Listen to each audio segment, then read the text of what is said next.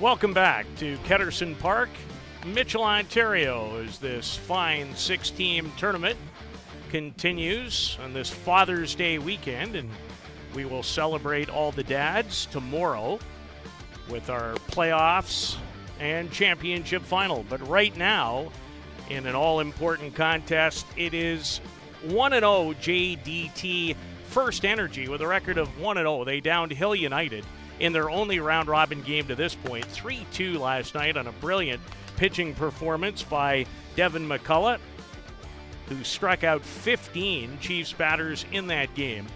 And the Bear Creek Express with an opportunity with a win in this game to finish first in Pool A, as their record is 1-1.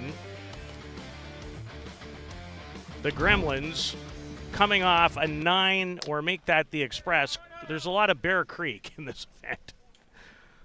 The Express losing earlier today to the Bear Creek Gremlins by a count of 9-3, as the Gremlins blew that one open with a 5 spot late in the game.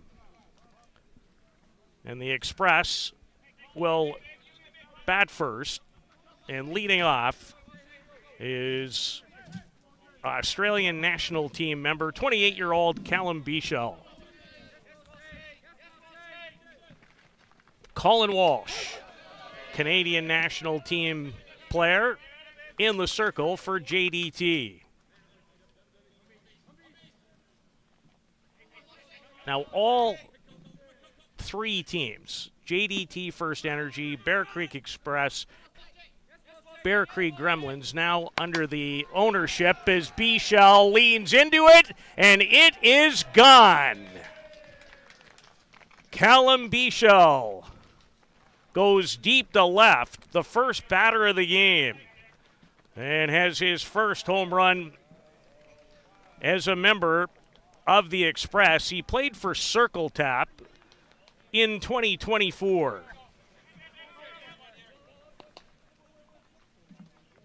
And wastes little time getting the Express on the board. And another newcomer for the Bear Creek Express is Japanese national team member Yusuke Morita.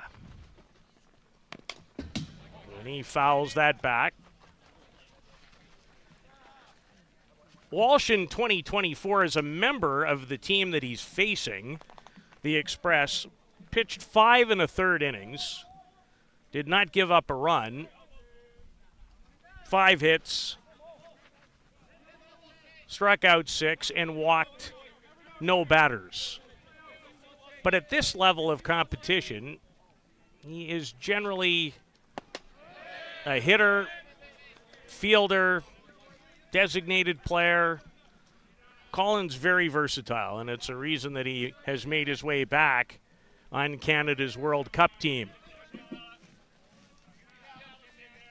So Bichel, the Australian, leads it off here with a home run. He's from Cooks Hill in New South Wales. Morita played with the San Antonio Glowworm last season. Was 2 for 16 at the ISC World Tournament in Surrey, BC. And looks to hit it towards the gap, and a nice running catch. It was really sinking away from Scott Patterson in center. But Patterson reaching down to make an excellent play for out number 1.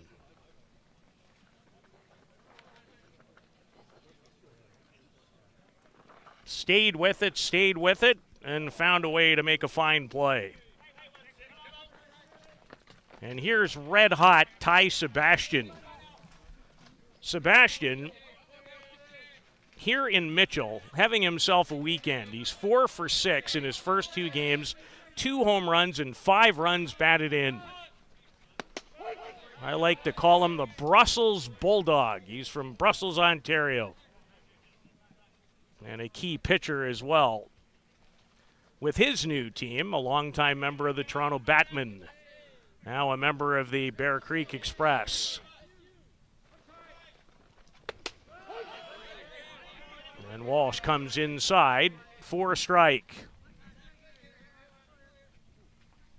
What a start to the tournament last night as the Express downed the Northeast Drillers to the tune of 4-1. And Sebastian had a couple of two-run home runs in that game.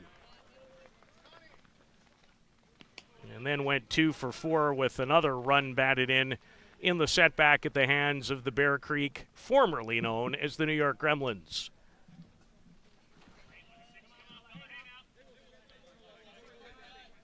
The 29-year-old Ty Sebastian, as his group has gone out in front early here in the game, 1-0.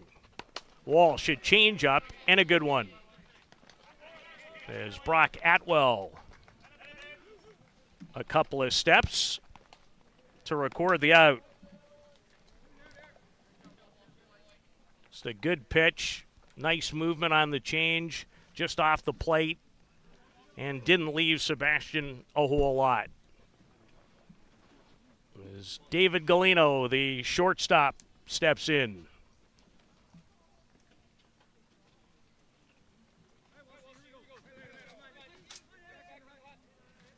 One for 6 so far on the weekend is Galino.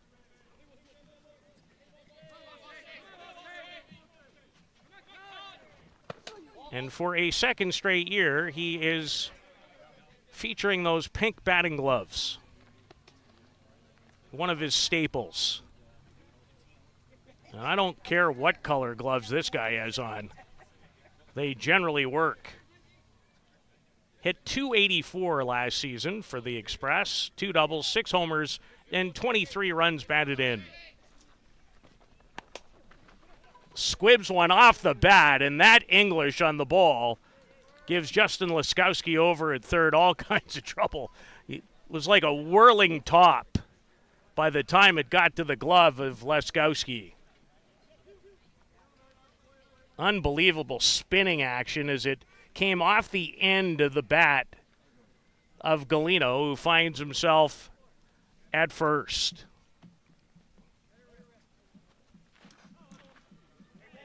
And brings to the plate Alan Salgado. Calls San Diego home.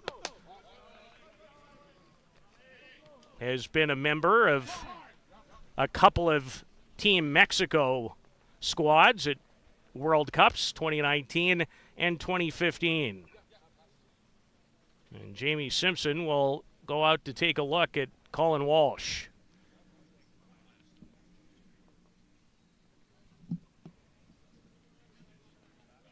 And hope that the pride of Petty Harbor, Newfoundland is okay. He looks like he's favoring that left wrist.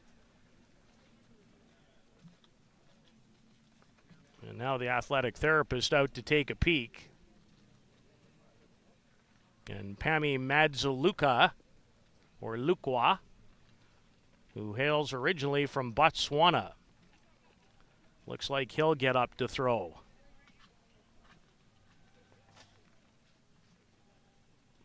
Callum Bichel has led the game off with a solo home run. And the reason for the Bear Creek Express,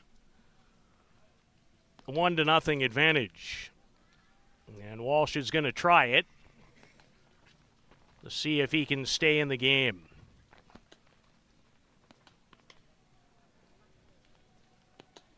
As far as both pools are concerned, and it's a bit of an odd event in this respect, to make sure that everybody plays the right number of games, you don't play in the round robin the teams in your own pool. You play the 3 teams in the other group. First place finisher in each group will earn a bye into tomorrow's semifinals, while 2 and 3 will play tonight in a quarterfinal, if you will. On the move and stealing it is Galino, who got himself a wonderful jump. And always a bit of an advantage in the situation where you have a right-handed throwing catcher, which the majority are, and a left-handed batter. Gives you some more protection. So Galino with a stolen base.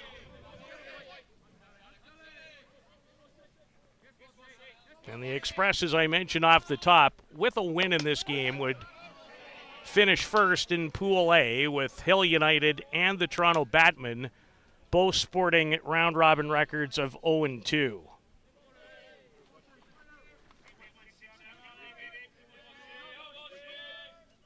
So great to see that Colin Walsh could stay in the game.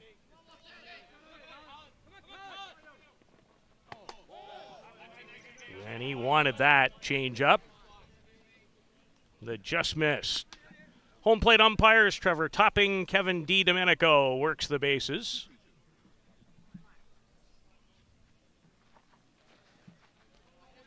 On a beautiful Saturday afternoon in Mitchell.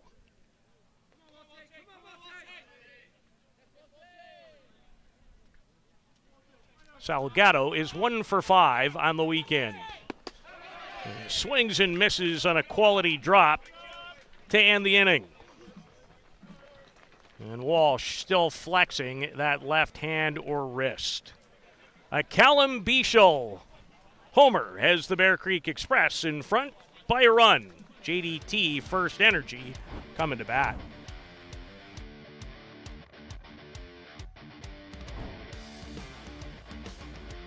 Welcome to Mont Hill Golf and Country Club. With our beautiful 27-hole golf course open to the public, we work tirelessly to ensure your time with us is second to none. Well, here you'll be able to enjoy an incredible dining experience at our very own Big Pete's Steakhouse. Play some of the best courses in the world with our state-of-the-art golf simulators. Upgrade your gear with the top brands at our pro shop, or host a stunning wedding, event, or conference inside one of our beautiful ballrooms. Learn all this and more at monthill.ca.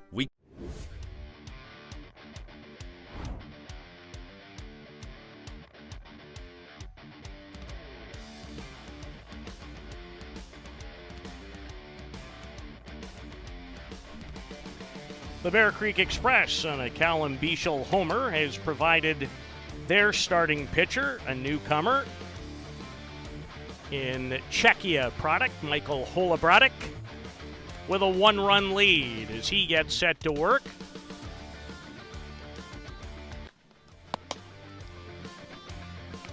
Luigi Pinto behind home plate will be his battery mate. David Jaluska at third. Galino's the shortstop. Ty Sebastian at second. And longtime veteran Tyrone Bartarillo is at first. In the outfield, Yusuf Davis, a USA national team member. Yusuke Morita in center. And the gentleman who has provided the offense so far, Callum Bichel, will play in right field. As Scott Patterson set to lead things off for JDT First Energy. And he will play for Australia at the upcoming World Cup next month in Prince Albert. He was 1 for 2 with a run batted in last night's 3-2 triumph for the Hill United Chiefs.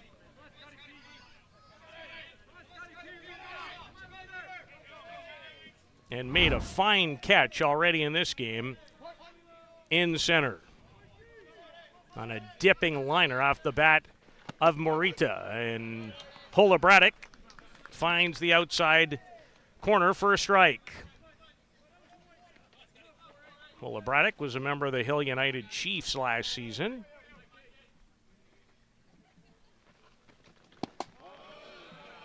Has represented his country in many world-class events, including a World Cup qualifier last year in Mexico.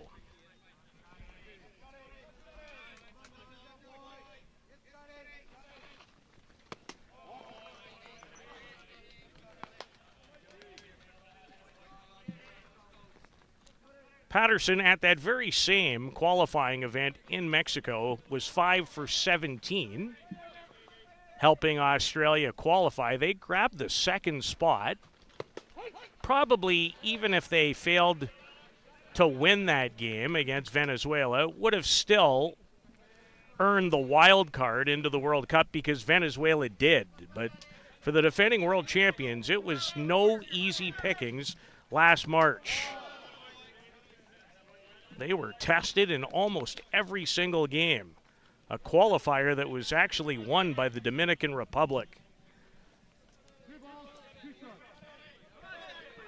But Patterson with other things on his mind this weekend. And he slashes this past Larry Lynch, the veteran coach over at first. And Larry's been around a long time. He didn't even budge.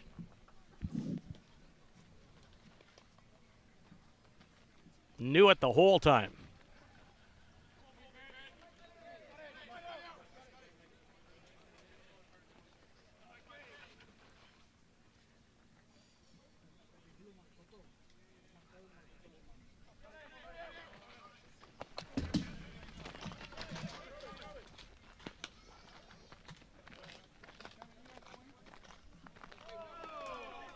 Patterson thought he'd drawn a walk.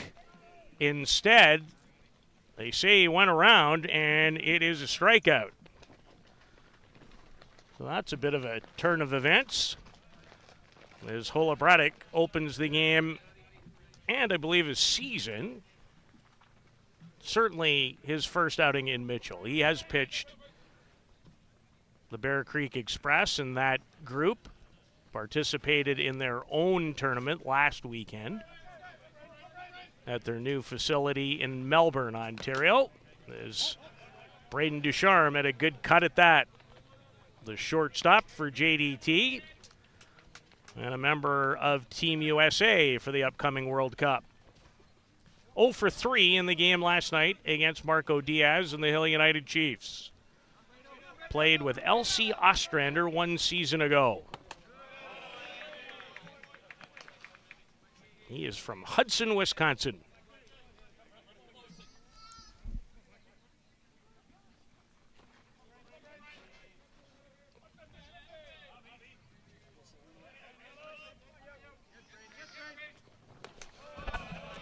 Again, Holobratic comes up and in. For a ball.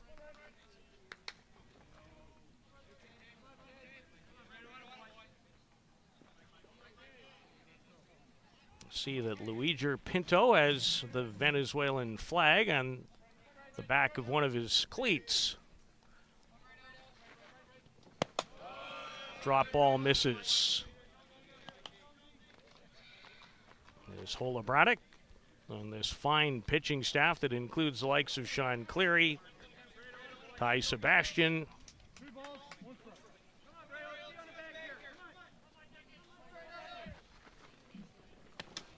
Took something off, but missed. And Ducharme aboard on a one-out walk. And he gives you lots of speed and option on the base pass.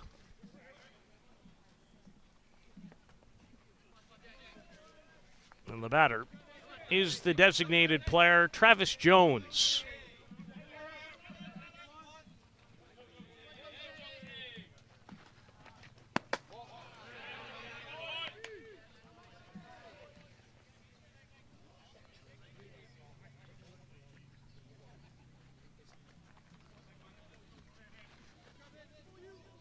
JDT looking to come right back after giving up the game's first run, and Jones had a mighty cut, but swung and missed that time on the offering from Holobratic.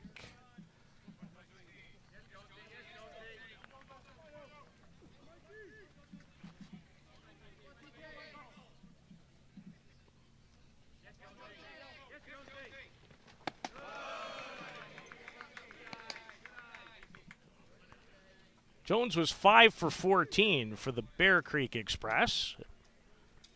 Now with JDT at last year's ISC World Tournament.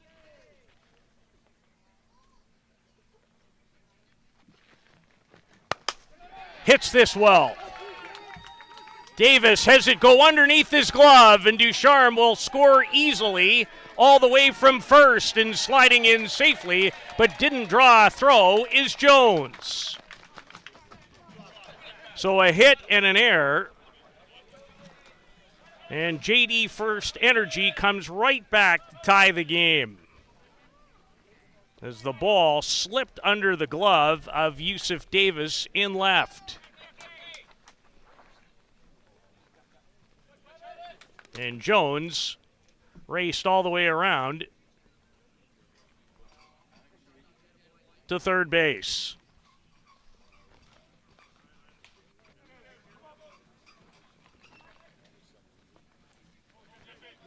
And here's first baseman Jeff Lyons. Whacks it off the glove of Jaluska, who had no chance to make that play. A rope off the bat of Lyons, who has a base hit and a run batted in.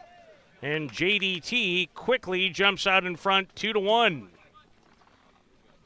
As he goes with that outside pitch from Holobratic and drove it the opposite way. As JDT comes right back.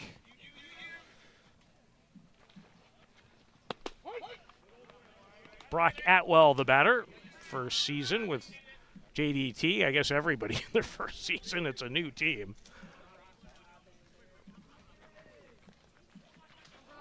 Brock was a member of the Niagara Stompers in the 2023 ISC men's calendar. Played for New Zealand at the 2023 U23 World Cup. Was impressed with him last night. Had a hit in the win over Hill United.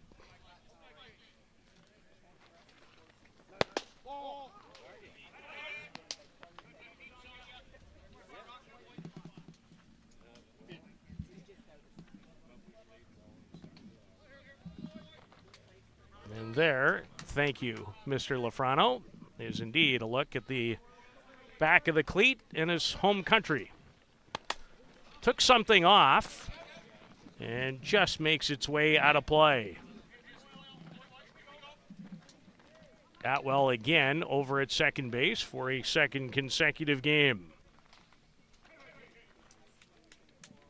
He had 7 hits for New Zealand in that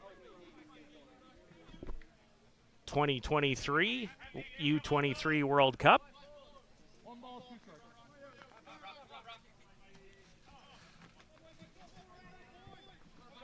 It looks like he has a long, terrific career ahead of him at the highest level. This is just a tremendous field of teams. The 6 that have assembled.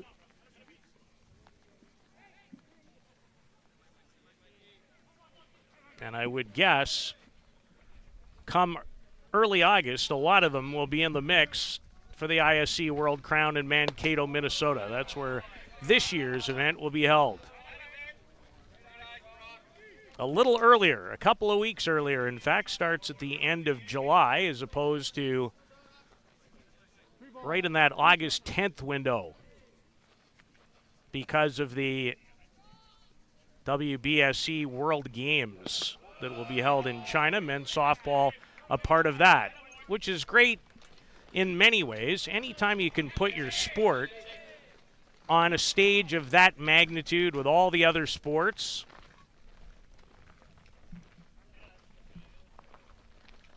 men's fast pitch softball has never been an Olympic sport. It's been a back and forth process for the women, who will be back in 2028 and likely 2032 when the games will be held in Australia.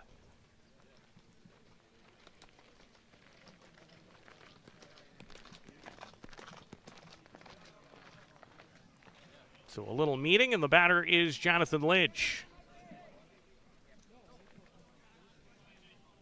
As Atwell finds himself at first.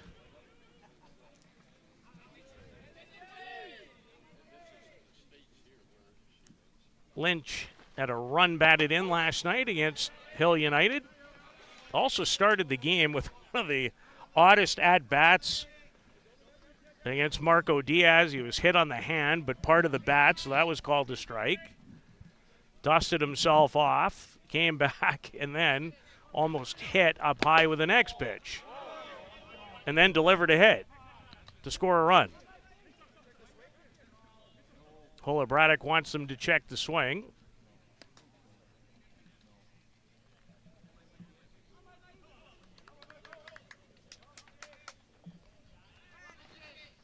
So 2 runs and more trouble brewing here in the bottom of the first for JDT. As Lynch starts with his bat there, but pulls back. Snap throw, and a good one by Pinto, and almost caught Jeff Lyons. Great snap throw by the Venezuelan catcher.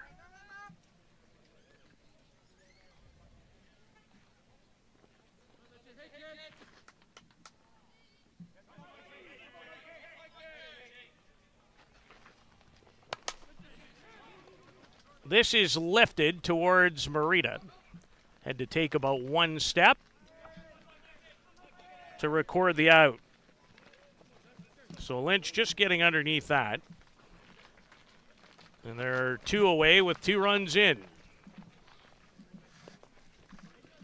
And the batter is Warman, Saskatchewan's Justin Laskowski, who delivered a key run-scoring double in the 3-1 win over Hill United one night ago.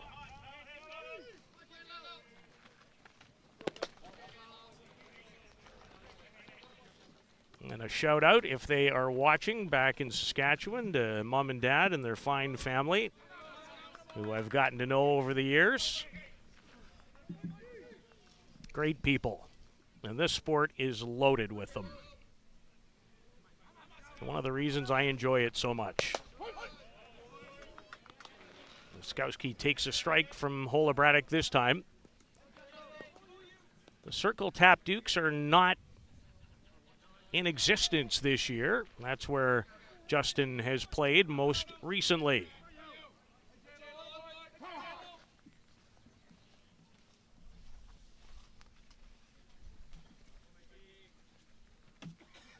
Justin hit .278 last year with Circle Tap.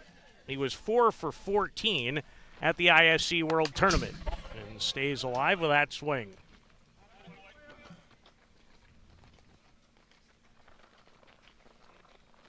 JDT will still have 1 round-robin game left to play. This is it as far as the round-robin is concerned for Bear Creek. And both still with aspirations of finishing first in their respective groups.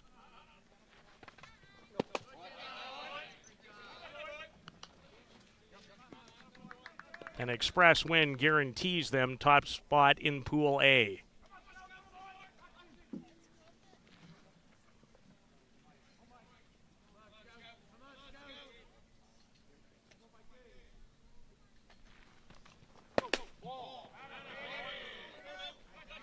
Pinto 1 foot towards the dugout. So was Holobratic. Did not get the call they were hoping for. 2 on and 2 out with 2 runs in. And a full count to Laskowski.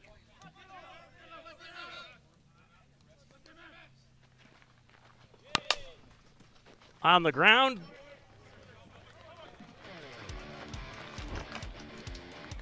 Handled effectively by Barrio, and it ends the inning, but not before. JDT First Energy scores twice and leads by a run.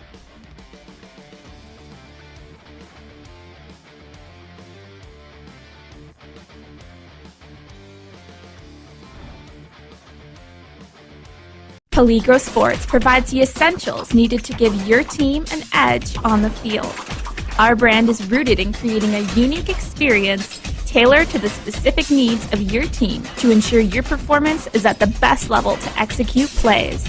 At Peligro Sports, we rally behind our athletes and understand their fight to take their game to a dangerous level. Visit our store at 2200 Amsterdam Avenue in New York City or see us online at peligrosportsnyc.com. Let's talk about a local one-stop shop. Live Well for Life is just that, a fitness, nutrition, and therapy facility all under one roof. Located at 3878 Wellington Street in Mitchell, Ontario, you can get so much done in just one visit. A full complement of staff on hand include chiropractic, massage, and personal training to get you back to your healthy self. Find them on the web at livewellforlifeinc.com or give Live Well.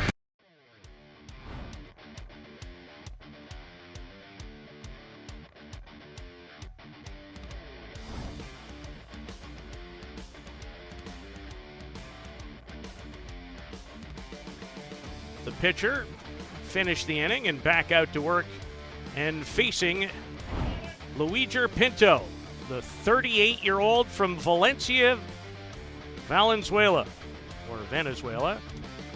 When you write Valenzuela in your sheet, sometimes you'll say that. It's a pretty good pitcher at one point for the Dodgers named Valenzuela.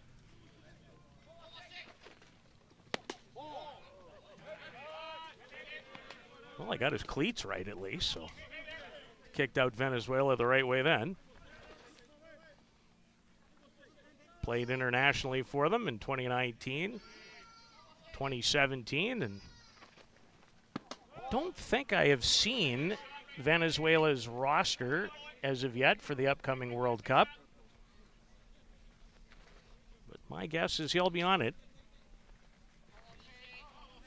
Majority of teams' rosters are out for that 8-team event. So Pinto facing Colin Walsh. Rise ball out of the zone.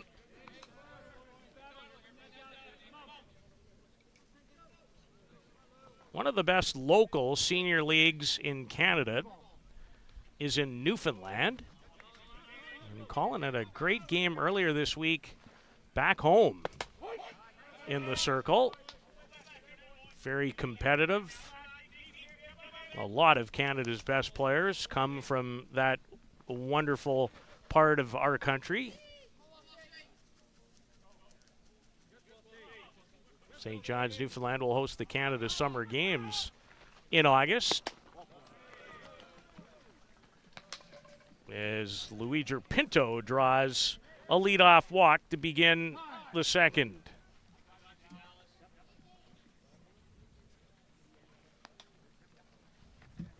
And Chase Konechny will run.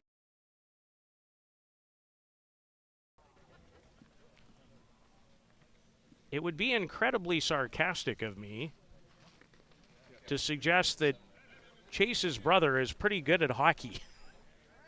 His brother is Philadelphia Flyers star Travis Konechny, who helped Canada to a Four Nations title back in February. And certainly will be in large contention to play at the Hockey Olympic Games next February in Italy. So Chase running. Over at first, and the batter is Tyrone Barterio.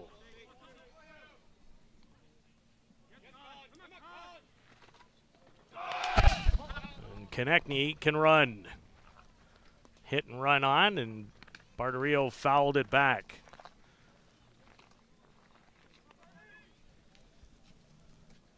Tyrone will turn 41 on the 28th of this month. He's from Christchurch, New Zealand, and had been a long-time member of their national team, played in the 2019 and 2017 World Cups.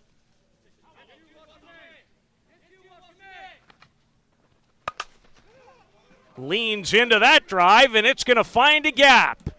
And it's likely going to tie the game as Konechny, who can fly, races around the bags. And Barterio has a game-tying RBI double.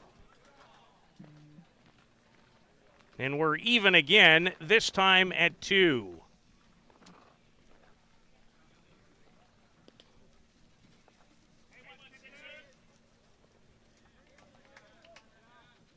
So Barterio has tied it. Now the batter is third baseman David Jaluska.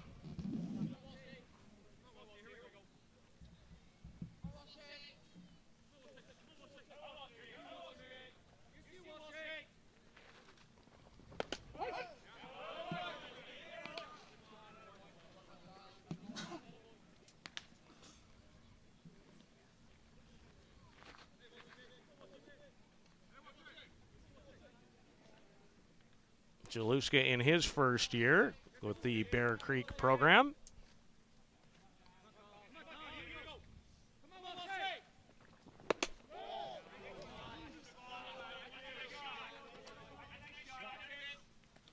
There have been some excellent pitching performances, but for the most part in this event, I'd have to say that the batters are winning.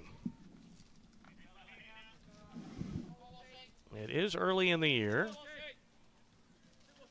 even though we're in the middle of June. Well, fairly early, I guess. Season goes by quickly, and this year's shortened because of a couple of world events.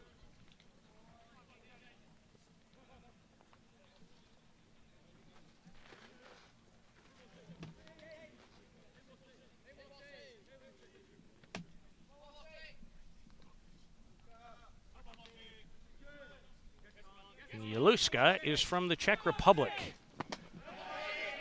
He's just 21 as he goes down swinging on the drop ball from Walsh, who has his second strikeout of the afternoon.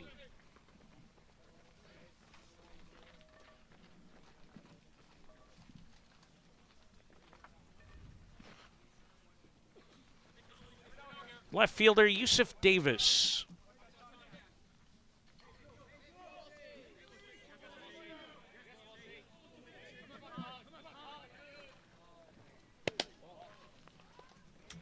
Davis will represent his country, the United States, in Prince Albert at the World Championship.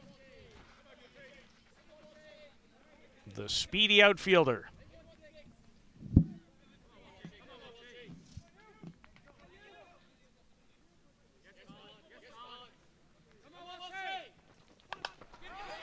Attempts to lay down a bunt, and with his speed, why not?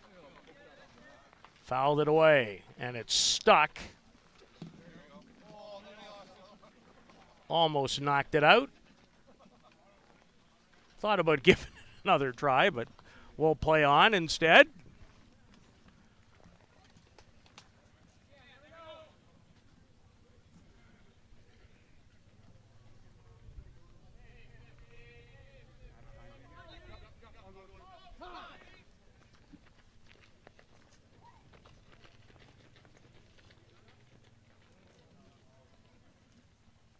Visit required, and that one manned by the home plate umpire, Trevor Topping.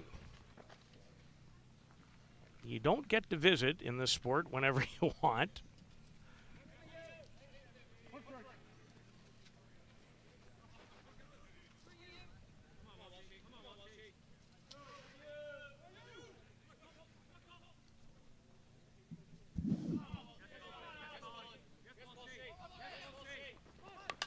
Again, a bunt attempt, and again, it's fouled off by Davis. The 30-year-old from Las Vegas.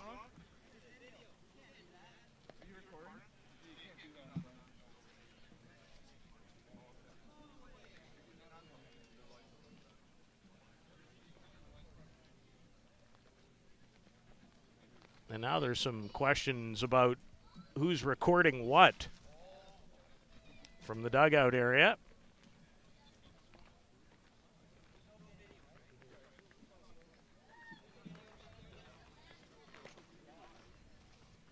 So things get a little testy, which is good. I have no issue with that. Always adds a little spice.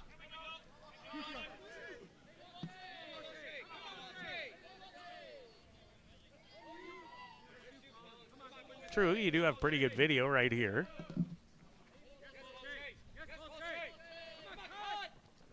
And Walsh, Cornelius comes up throwing and just over the head of Davis to get him by half a step over there at first for the second out, and a third strikeout for Colin Walsh. And the gentleman who opened the scoring with a leadoff home run back at home plate in Callum Bichel.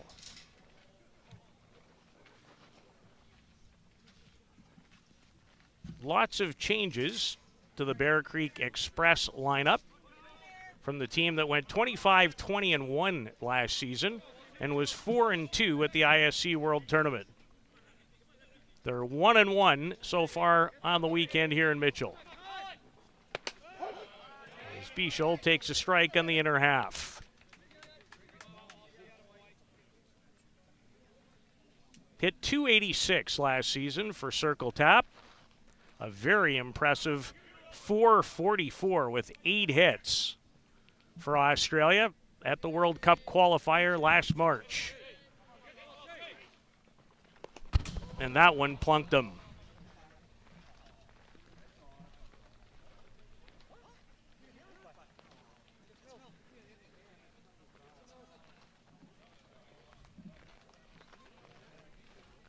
Colin Wall said could hear it go off the bat.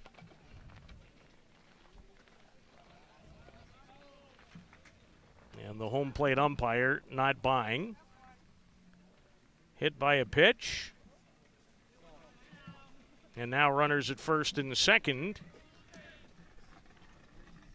for Yusuke Morita, who had a sinking liner that Scott Patterson in center made a whale of a play on.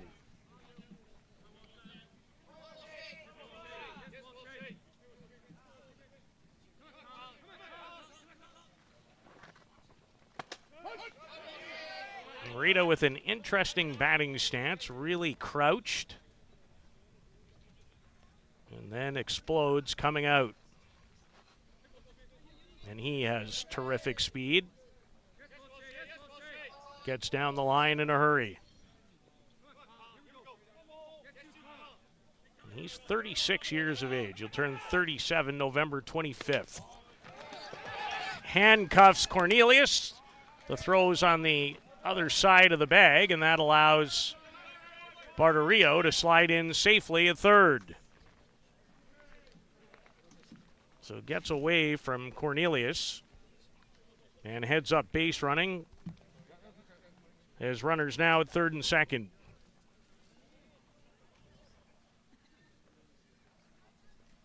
Barterio tied the game earlier in the inning with an RBI double. Morita trying to cash him in, and maybe Bichel as well.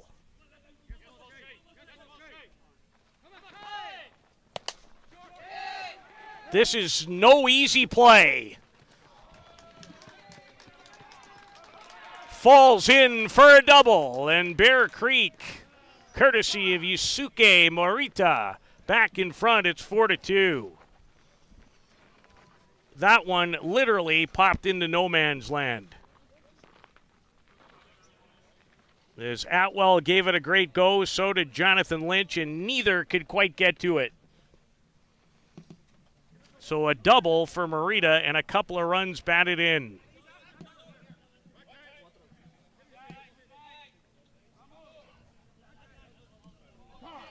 Ty Sebastian asked for time. He popped out to Brock Atwell at second, his first time up. Runs, and plenty more runs here in Mitchell this weekend.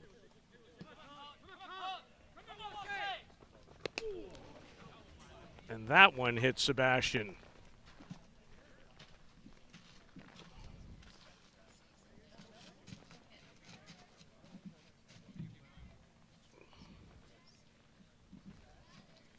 And again, asking, did that potentially go off part of the bat?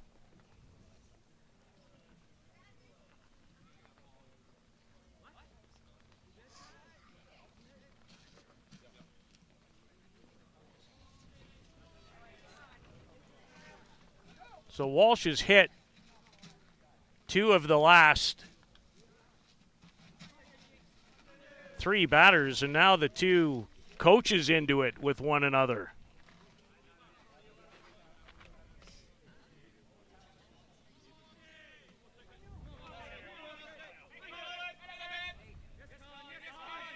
David Galeno, the batter, had a squib base hit. It went off the tip of Justin Laskowski's glove at third.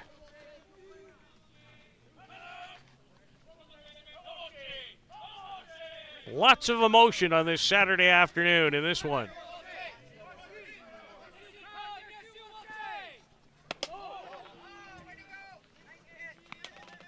Galino did everything he could to check his swing and was able to.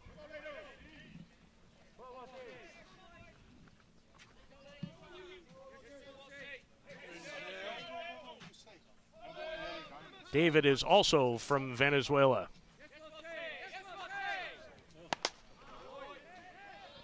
And you know he'll be at the World Cup. He was 7 for 18 last March in the qualifier. They finished third, but Venezuela was granted a wild card berth to round out the field of 8.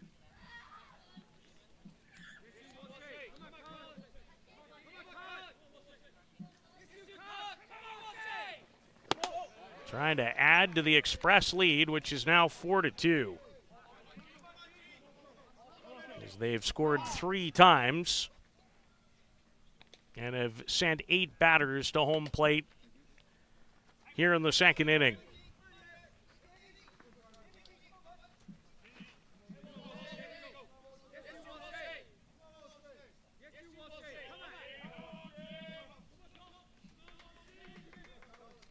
First and second, 2 out. JDT trying to limit further damage. And a terrific changeup from Walsh will get the job done as he strikes out Galino. The Express score 3 times in the second and lead by a count of 4-2.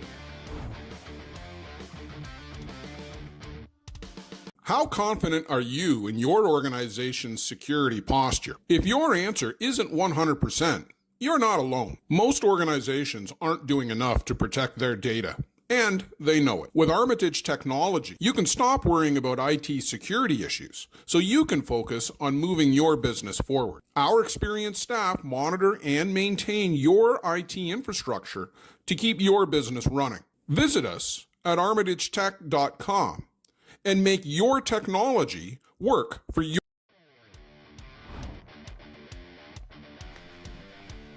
Four two as 3 runs for Bear Creek in that second inning. Dallas Cornelius to lead things off.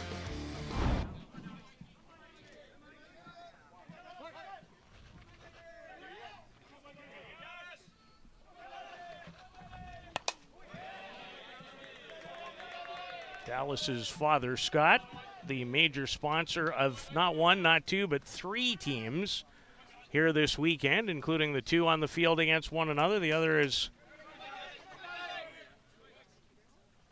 the now newly named Bear Creek Gremlins, who will face the Hill United Chiefs coming up in our next game in a rematch of last year's ISC World Title game. Gremlins off to a great start this weekend. They're 2-0. Hasn't quite worked out that way for the Chiefs, who fell to 0-2 with a setback at the hands of the Northeast Drillers in the first game of the day, which right now feels like it was about 3 days ago. Cornelius, a mighty cut, but goes down swinging. And Holobratic has his second strikeout of the game.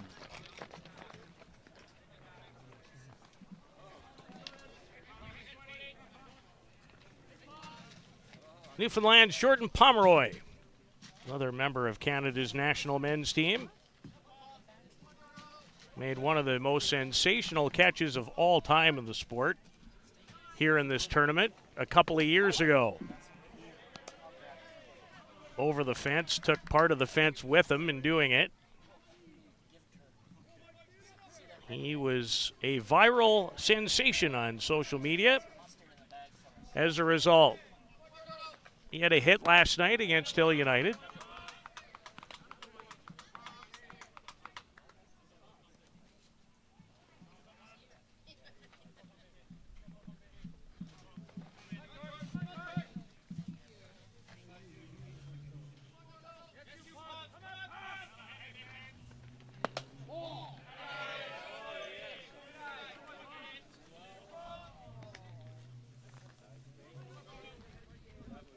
It is fascinating to be close enough to the action to watch all the looks. Could do a great show out of a game and just all the glances and the looks and the frowns, the stares. We've had some chirping in this game.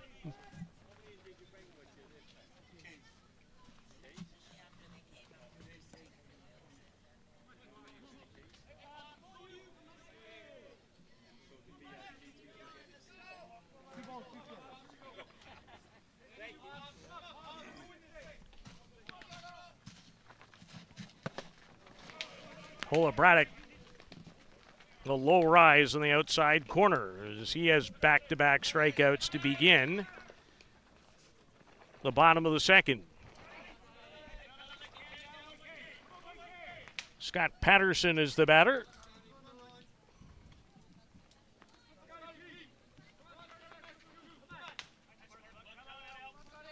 He's 1 for 3 in this tournament.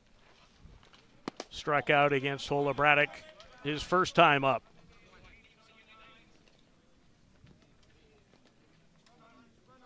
Which pitcher will really find a groove? Probably go a long way to deciding this one.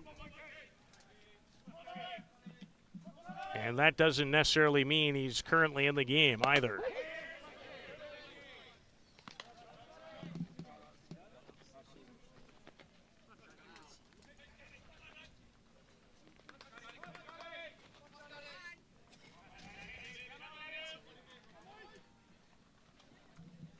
Braddock looks in, gets the sign, and about to deliver. Comes inside with a ball.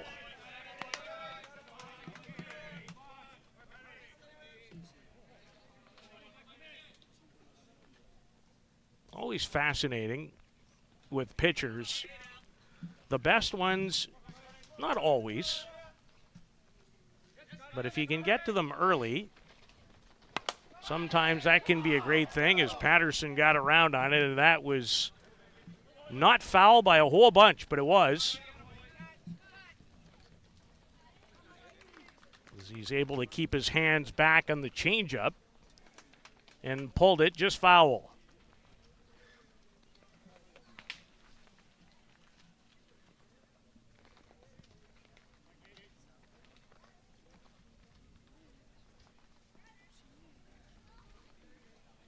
Note to self, you're getting old, bring sunscreen next time.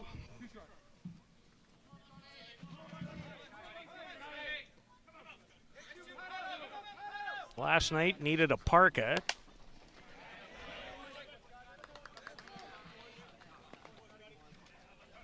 Beautiful day, no complaints. Just need to be smarter. Talking about me. Yeah, try Calgary. This is our terrific scorekeeper. Just talked about Ontario. Try the weather. Give it 5. Apparently he's never lived in Alberta. Patterson, a perfect 1-2-3 inning for Mikael Holobradek. He struck out 4, and in the second, he struck out the side. His team leads by a pair.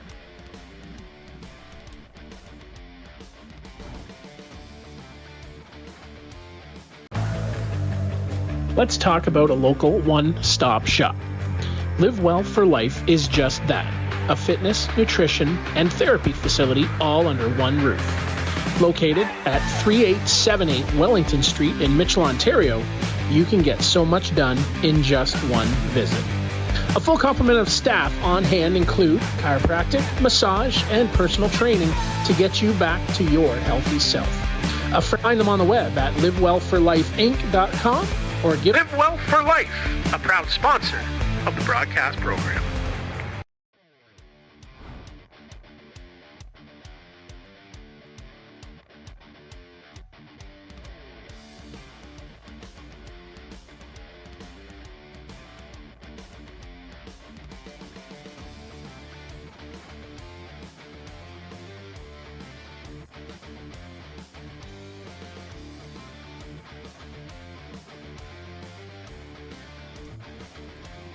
Colin Walsh, his work in the circle is done for now. He gives way to our new pitcher, Hamedzani Madzalukwa from Botswana. He's been over here for a while. Played for the Chippewa Chiefs in 2024.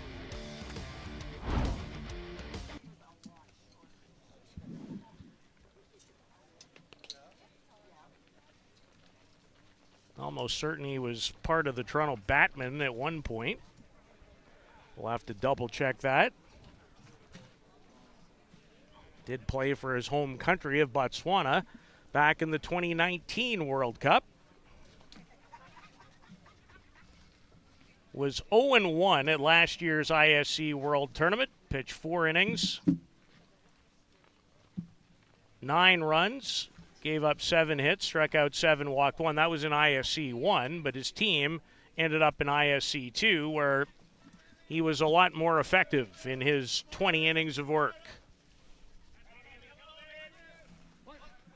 So he gets the call here with his team trailing by 2 in the top of the third and deals with Alan Salgado.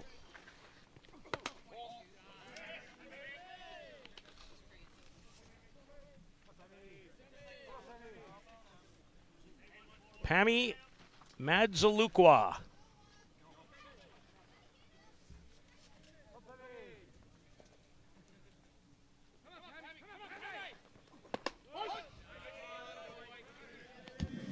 The low rise finds the outside corner of the plate.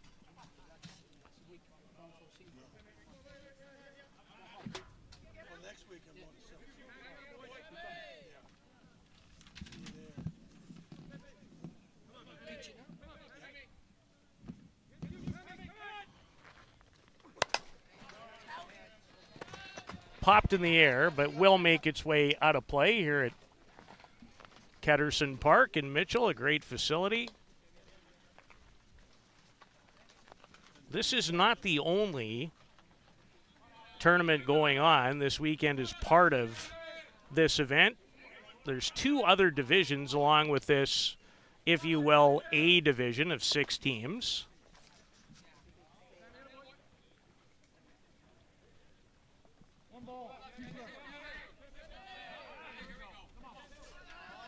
A lot of teams that will also join these groups at the ISC World Tournament.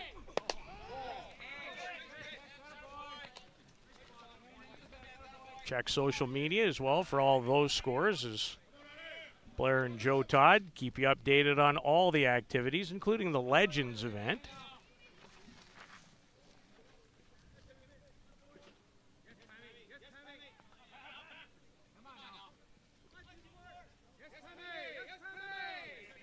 Madzalukwa versus Salgado.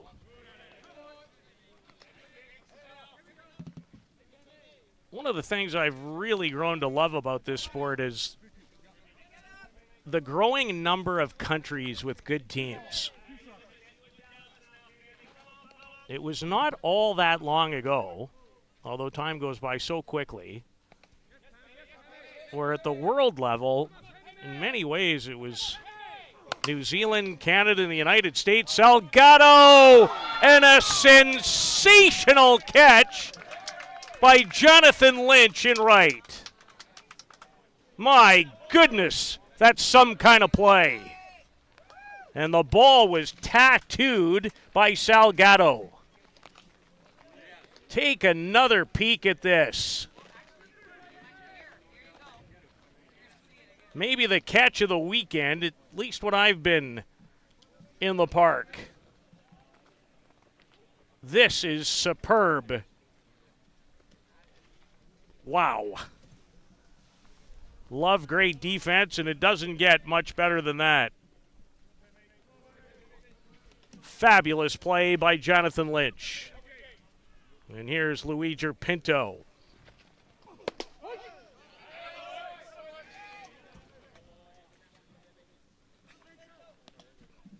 As Pinto takes a strike.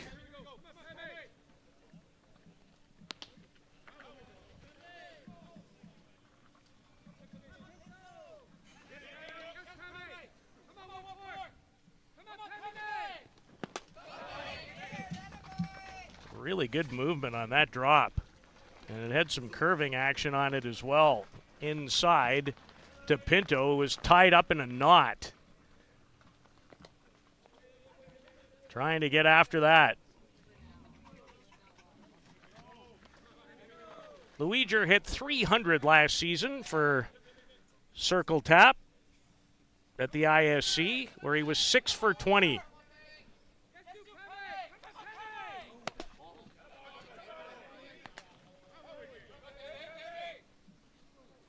He walked and scored his first time today. He's officially 1 for 5 with a double in the tournament.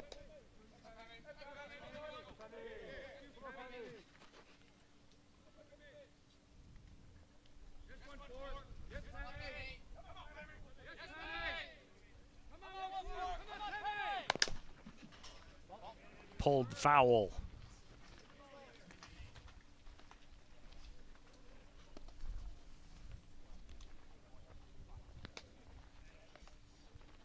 First two playoff games, which will feature the number 2 and 3 place finishers in each respective pool of 3. Slated right now to start around 9. That's not likely to happen. Pulled over the head of head coach Paul Sebastian.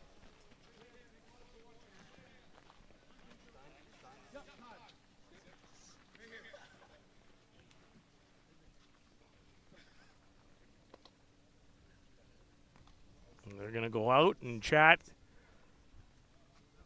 about signals, and when that happens, it means the umpire has to go with them.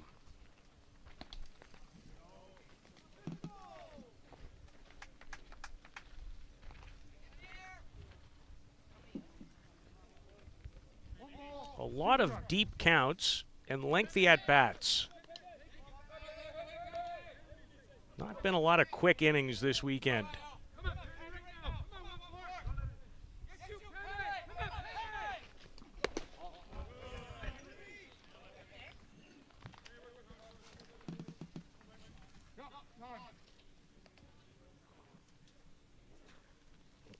Madzalukwa wants to work on his path to home plate.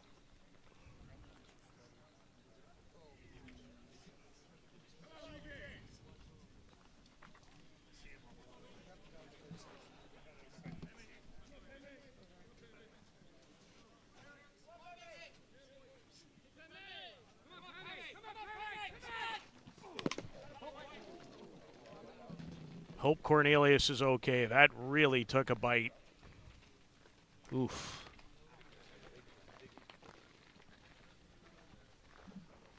I am literally about 6 feet from where that occurred.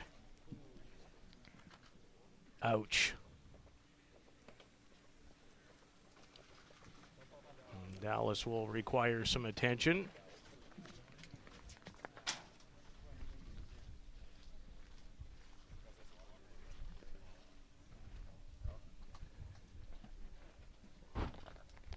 Exactly sure where it got him.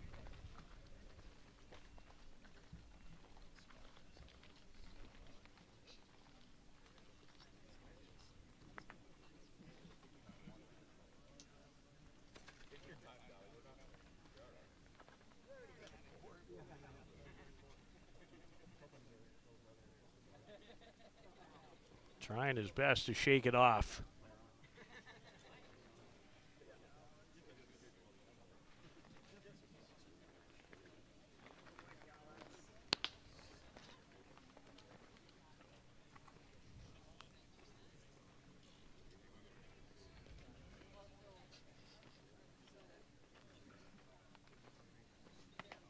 one looks like he's going to be okay. It's never a comfortable spot.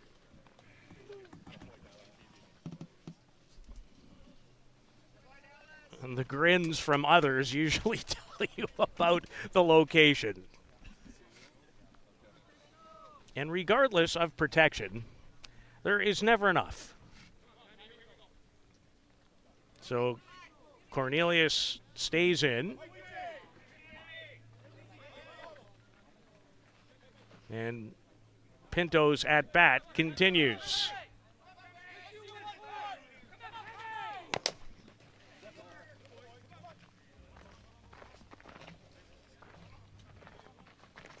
One for 5. Pinto's hit was a double in the 9-3 loss at the hands of the Bear Creek Gremlins.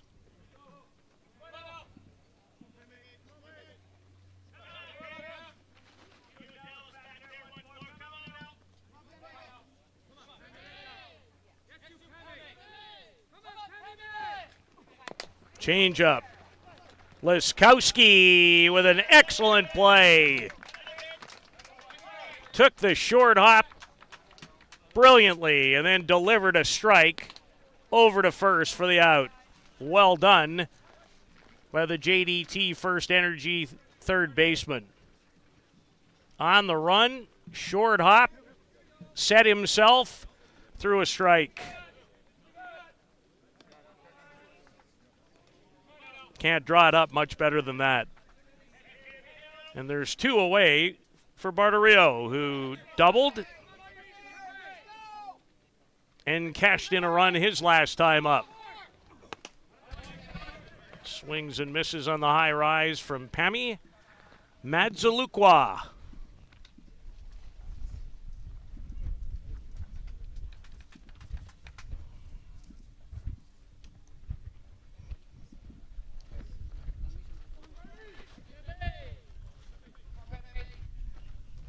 Four to 2 for the Bear Creek Express, trying to nail down top spot in their group with a win and a berth straight into tomorrow's semifinals.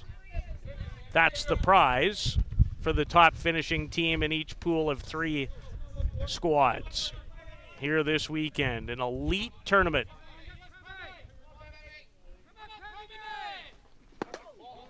Where the hitters, in so many ways, have had their way.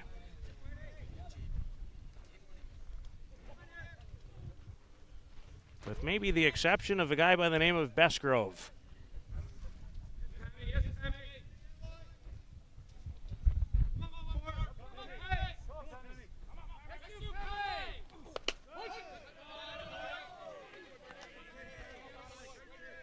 Madzalukwa came in to start the third. Received a brilliant play from his right fielder to rob Salgado of maybe even a home run. And then another excellent defensive play by Liskowski.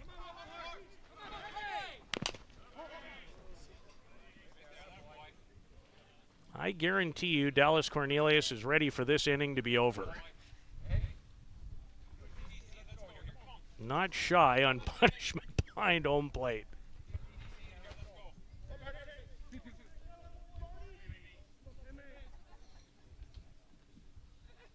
No position outside of maybe in the circle provides tougher existence on your body than catching. Body's not really meant to be that way for long periods of time. We don't come out of the womb not quite in that position, I don't think.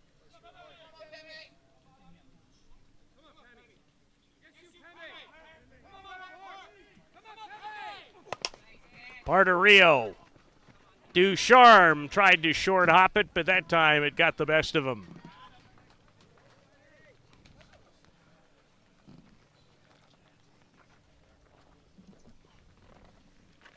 Did his best to come up with it quickly, couldn't quite execute the way he wanted to.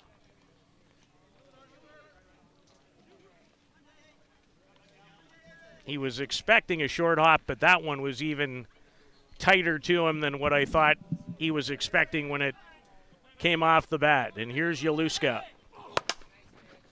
Hit it hard, and that finds a hole past the diving Brock Atwell.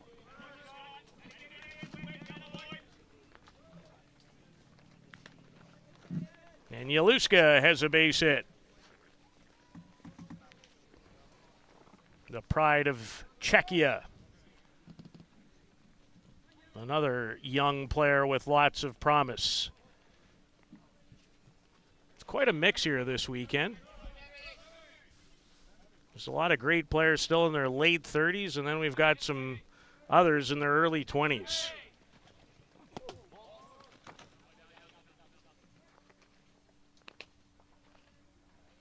Cornelius able to keep that in front of him.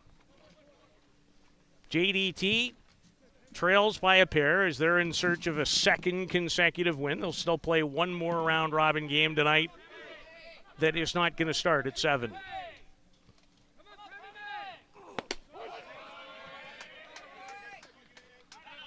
Yusef Davis looking to add to the Express advantage.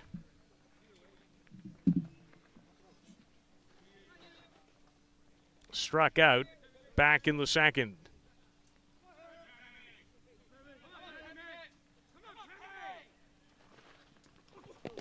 Change up.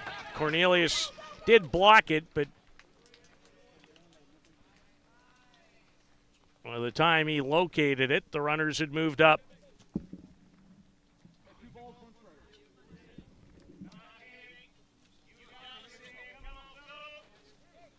This feels like an awfully important at-bat all of a sudden in the game. And it's still very early, so I'm guessing there will be plenty more.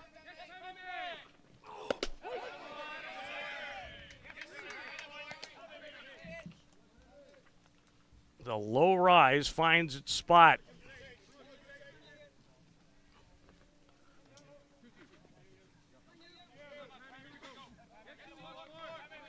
Madzalukwa shakes off the first sign and the second sign. And a ball made its way into the playing field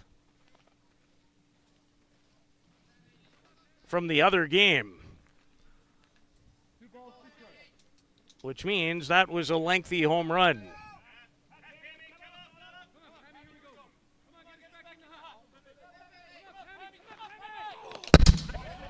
Davis with a quality cut and knew he just missed it.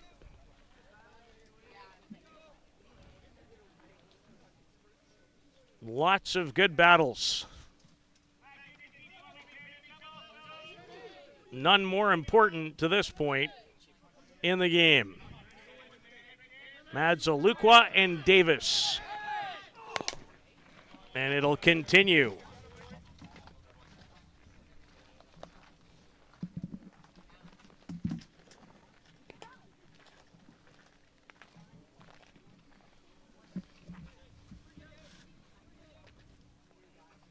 If my phone had not overheated, I'd be able to tell you how many pitches we're at on this at-bat.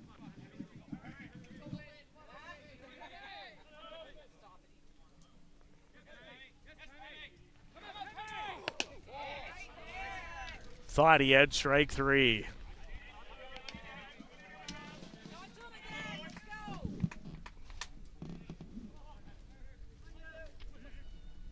Full count to Yusef Davis.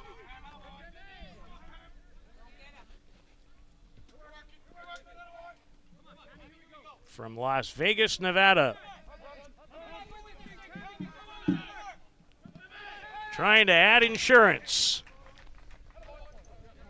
And he'll draw a walk.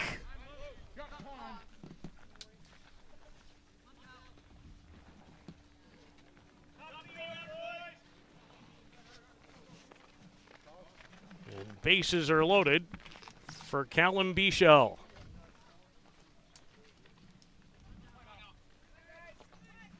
Opened the ball game with a solo homer to left.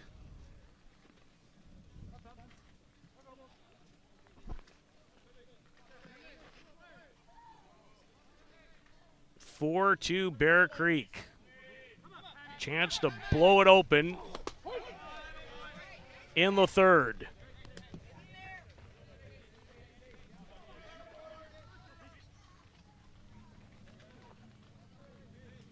And now Devin McCullough, who was brilliant in JDT's win over Hill United last night, looks like he might get up to work. Nope.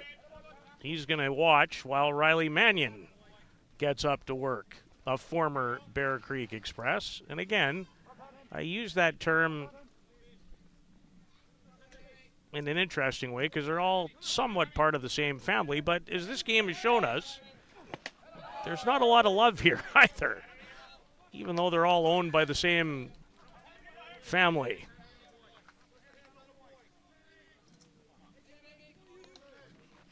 Bases loaded for Bichel in a 4-2 Bear Creek advantage. Bardario, Yaluska, Davis on the base pass.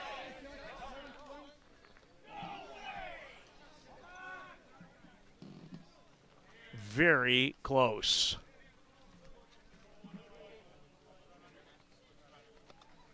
Did not go around, according to the two gentlemen that matter the most.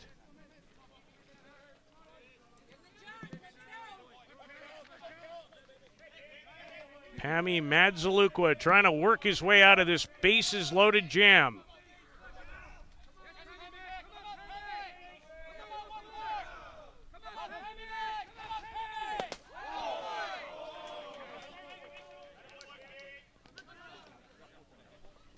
I told you the groans and looks were worth a lot. Great pictures, great sound.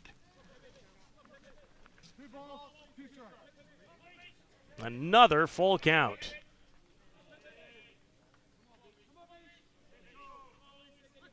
Runners will be on the move with 2 away. Ball 4.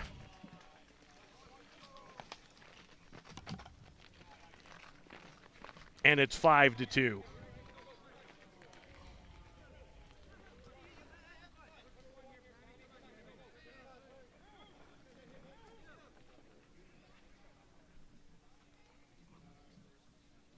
In his last at-bat, Yusuke Morita with a double and cashed in a couple of runs.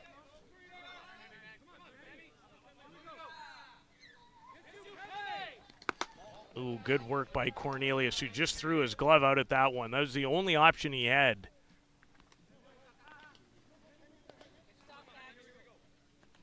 I don't know what the time is on this half inning, but it's not been short. And the only thing that made me think about that was the work that Cornelius has had to do behind home plate.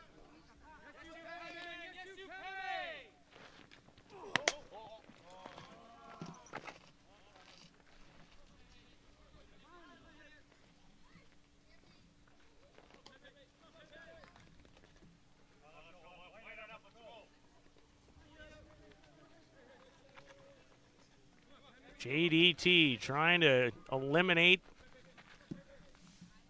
even more damage.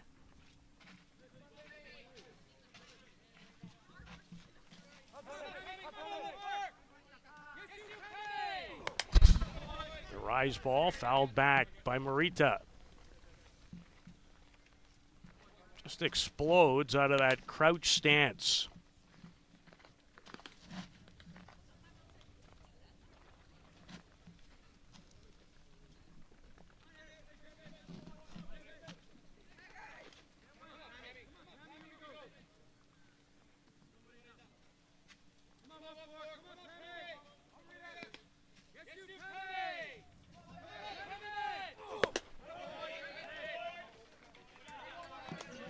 Count even.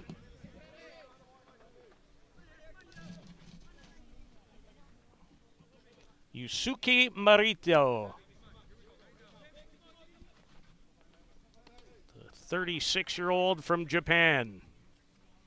Been great to see a number of Japanese players make their way the last few summers over to the ISC.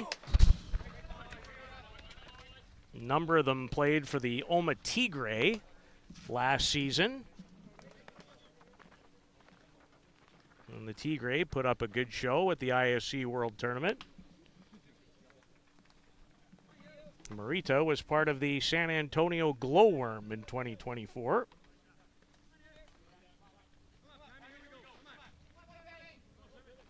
Has played in the last 3 straight softball World Cups. Off the end of the bat, handled by Braden Ducharme, and this half inning finally comes to a conclusion. After all of that, there was only 1 run. 5-2 for the Bear Creek Express, heading to the bottom of the 3rd. Welcome to Monthill Golf and Country Club. With our beautiful 27-hole golf course open to the public, we work tirelessly to ensure your time with us is second to none. Well, here you'll be able to enjoy an incredible dining experience at our very own Big Pete's Steakhouse. Play some of the best courses in the world with our state-of-the-art golf simulators. Upgrade your gear with the top brands at our pro shop, or host a stunning wedding, event, or conference inside one of our beautiful ballrooms. Learn all this and more at monthill.ca. We can't wait to see you soon.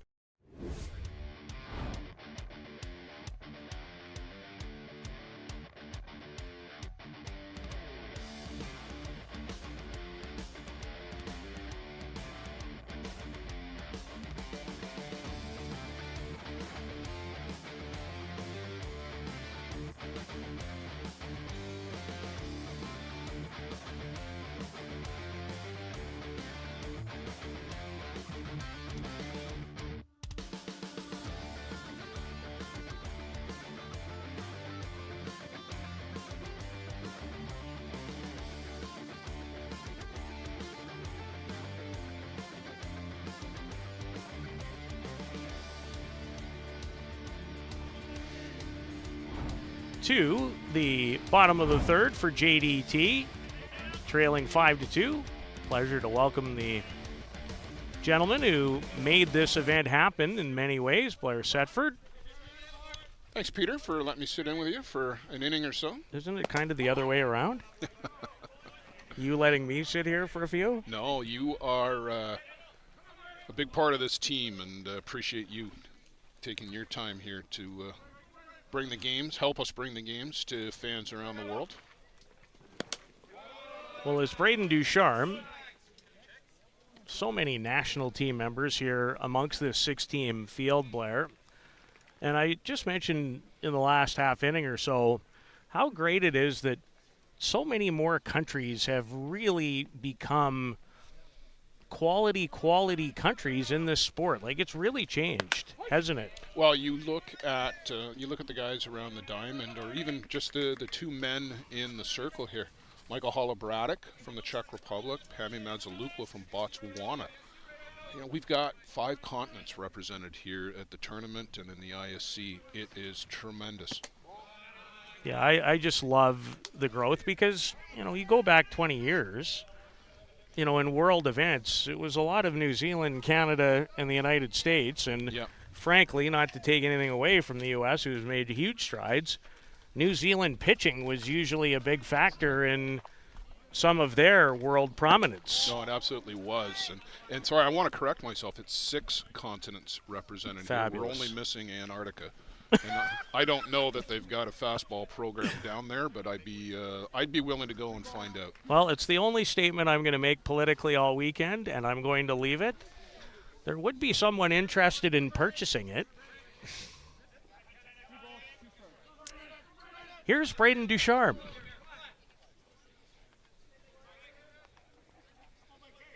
Holobratic, indeed, from Czechia. Has represented that country a number of times internationally. I guess the last time he would have had a chance to do that was at a World Cup qualifier last March in Mexico. Yeah, Czechia just came up a little bit short, but they will be participating in the World Games event in Chengdu, China, later in August. So Holobratic will walk Ducharme to start the bottom of the third. And I know you've been running around looking after all three different events and divisions, but are you at all surprised that the batters have in many ways stolen the show amongst this group of 6 elite teams? Yeah, a little bit.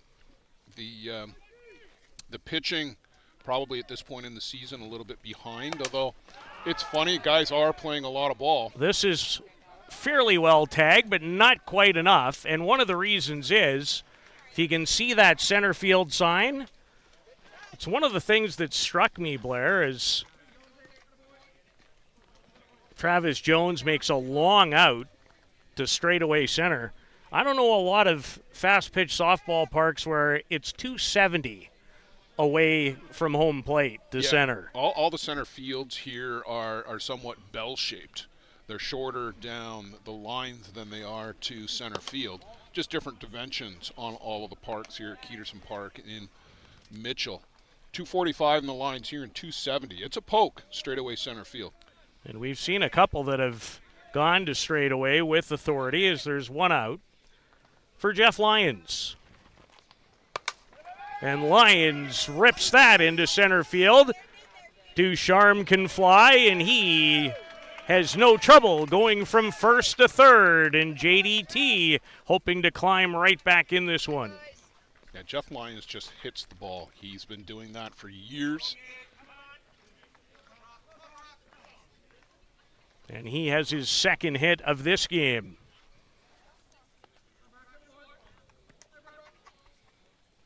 Blair, lots of off-season movement amongst some really good teams in the ISC, and maybe nothing more interesting than Scott Cornelius now operating 3 high-end teams.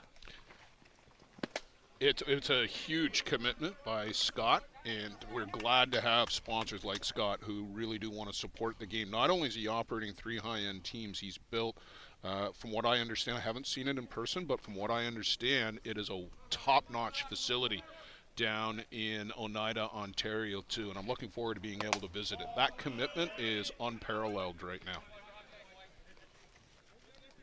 Holobradic working against Brock Atwell. He's from New Zealand. The topic of continents. Of course, that's been a very prominent place in this sport for as long as anybody can remember.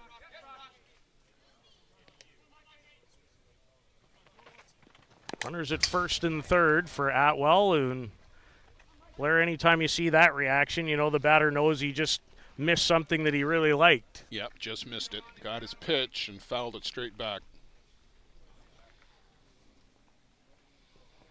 The other thing that I've mentioned a few times, which no one could comment on much better than yourself, is we have a really unique mix right now of some great young early 20s and then still guys 38, 39, and 40 who don't really look like they're ready to move away from the game at a high level. No, we talked about this a lot last year in Softball City in Surrey, British Columbia at the ISC World Tournament. This next gen of players that's coming along, and the Ducharmes are in that camp. Brock Atwell is early-ish 20s. He's in that camp. It's great to see. It really is. This emergence of another generation of guys to take the game to the next level. You look at Jack Besgrove and Marco Diaz. It is great to see. Huemo Mata and Ramon Godoy are just late 20s. So they're going to be around for, let's hope, for another decade. You know, Adam Folkard has retired. Sean Cleary, much closer to the end than he is to the beginning. Yeah, he's 40 years old now. And there's Jonathan Lynch, who made just a spectacular catch to begin the top of the third, is the batter. Holobradic now, after the strikeout of Atwell with a quality drop, up to 5 in the game.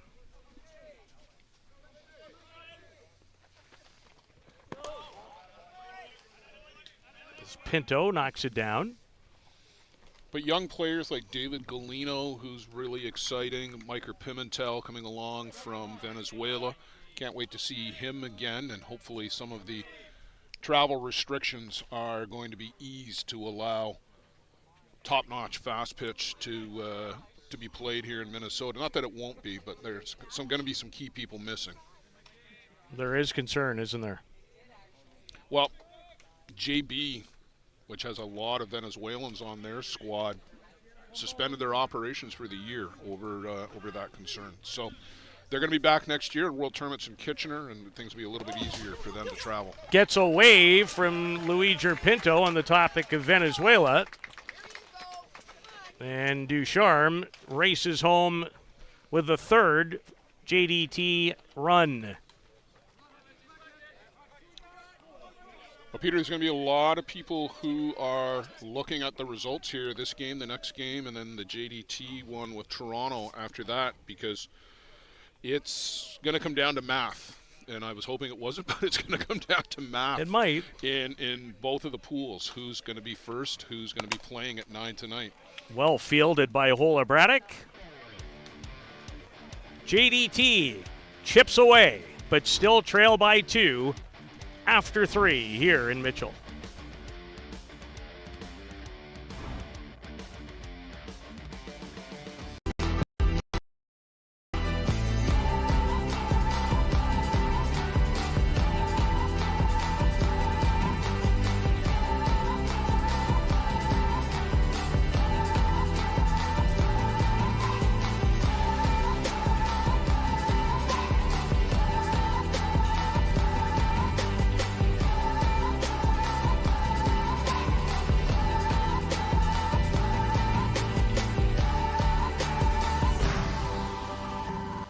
Dreamcatcher, inch by inch, we'll fight to make the lives of First Nations people in this community, this province, and on this continent better.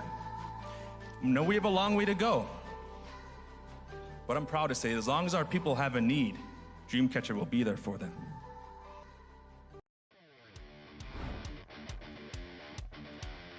(5-3) as we head to the 4th. Important round-robin game for both teams. Ideally, you'd like to finish first in your pool of 3 teams. The Bear Creek Express will do that. They're in a pool standings-wise with the Hill United Chiefs and the Toronto Batmen, who are both 0-2 so far in the tournament. The Express 1-1 and leading 5-3 in this one. So their ability to get to 2 would send them directly into tomorrow morning's semifinals, leaving Hill United and the Toronto Batmen to play in, I guess you would call it a quarterfinal tonight. Ty Sebastian hit by a pitch and popped out to second to lead things off. See, this is what happens when you're joined by the tournament organizer. He's here for a half an inning, really enjoying the conversation. And then he's got more important things to deal with. Put together a great event here on a beautiful Saturday. Pami Madzalukwa in his second inning of relief. Colin Walsh was the starter, and I wonder if it was his wrist or left hand that was as troublesome as anything when he was taken out of the game after 2 innings of work. 5-3, and it doesn't feel like we're done in terms of potential runs being scored. Sebastian already has 2 home runs in the event. That came in their opening game win last evening over the Northeast Drillers by a count of 4-1. Ty will represent Canada at the upcoming World Cup in Prince Albert. As part of the Canadian qualifying roster last summer in that same Saskatchewan city. And a shout out to anyone watching in Saskatchewan. Has been really sad to watch in my home province what has happened with the fires, and thinking of everybody there and just wishing you all the best. Sad, sad stuff. Sebastian on one hop. Leskowski with plenty of time, as he continues to field his position very well. Justin Leskowski, and there's one away. What JDT would love is a couple of quick innings defensively. David Galino.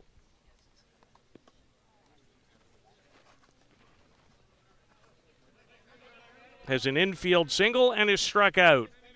Both of those at-bats versus Cullen Walsh.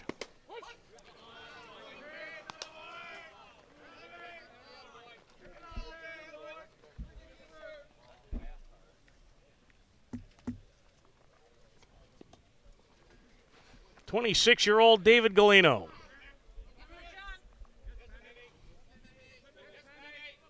Two for 8 here in Mitchell.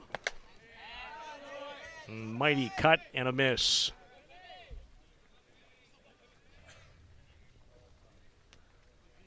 Not the biggest player in stature, but there is no shortage of pop in that bat.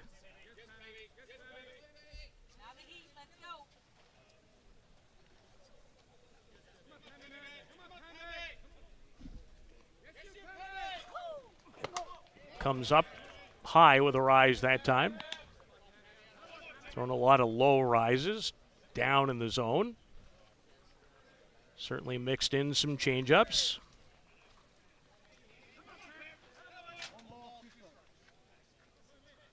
Ball and 2 strikes to David Galino with 1 out here in the 4th. And Bear Creek leading by a pair.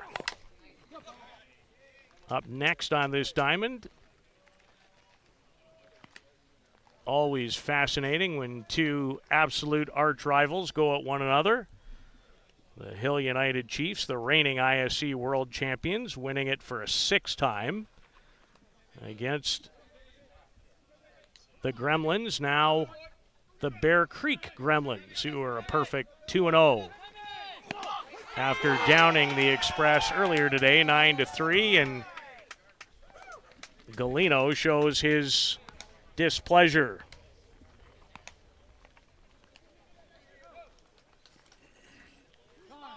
The first strikeout for Madzalukwa since entering the game in the 3rd. The first batter that he faced was this gentleman, Alan Salgado, who hit an absolute screaming line shot that looked like it had a chance to leave the yard. But Jonathan Lynch in right field made a spectacular play to rob him. And that is not an exaggeration. It was as good as it gets in the sport.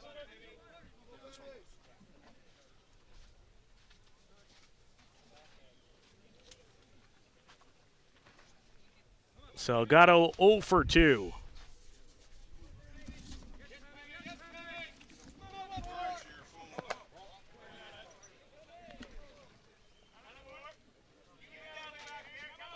JDT looking for its first 1-2-3 inning. Bear Creek has enjoyed 1. Those types of innings in this event this weekend have been at a premium.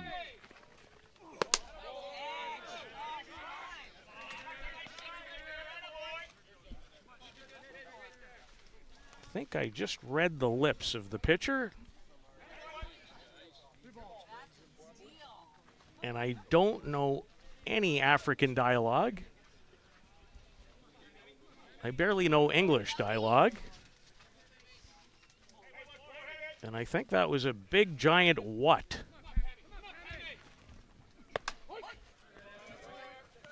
No what there.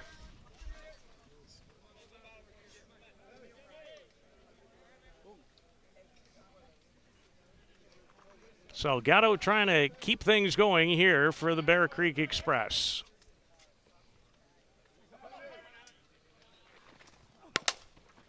On the ground.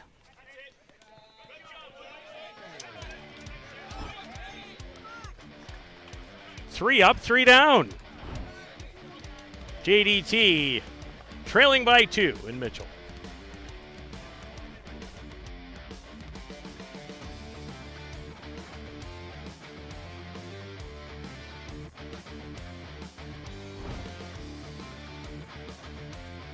Peligro Sports provides the essentials needed to give your team an edge on the field.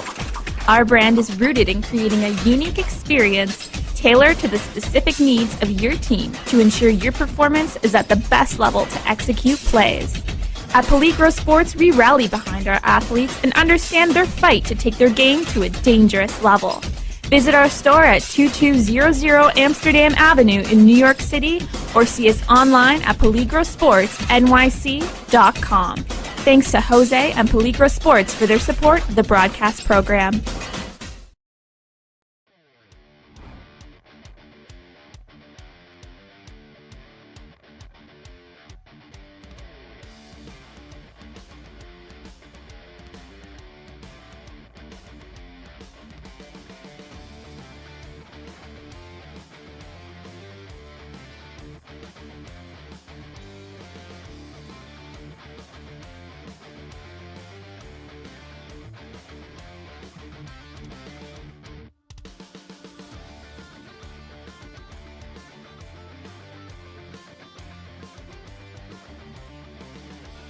Eight runs, 8 total hits. 5 of the runs belonging to the team. In the field, that's the Bear Creek Express. Looking very different than last year's Bear Creek Express. Holobratic to Justin Laskowski, who was a circle tap Duke in 2024. Fielded his position very nicely in this game. Grounded out to first to end the first.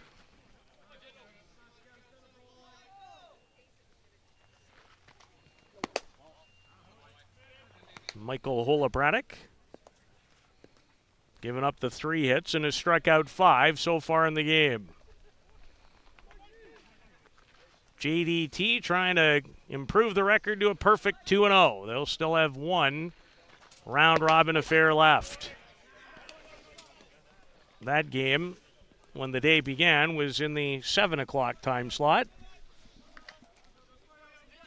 It may be a late night tonight, Peter, as this diamond has fallen significantly behind. Just the games are slower. They're more methodical. There's a lot of runs being scored, too. That takes time. Pitching changes everything else. Well, like I mentioned while you were away doing your 19 other jobs this weekend, 1, 2, 3 innings have been at a premium. No, you're absolutely right. In the game that I did earlier this morning, there was only 1 for Bear Creek, and it came in the 7th.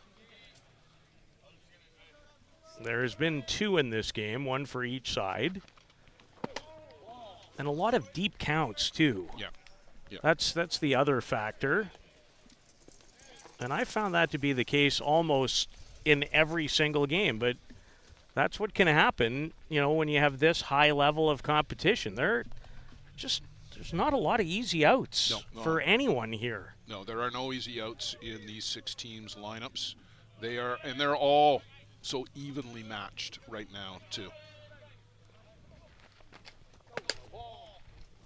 Holobratic missing away.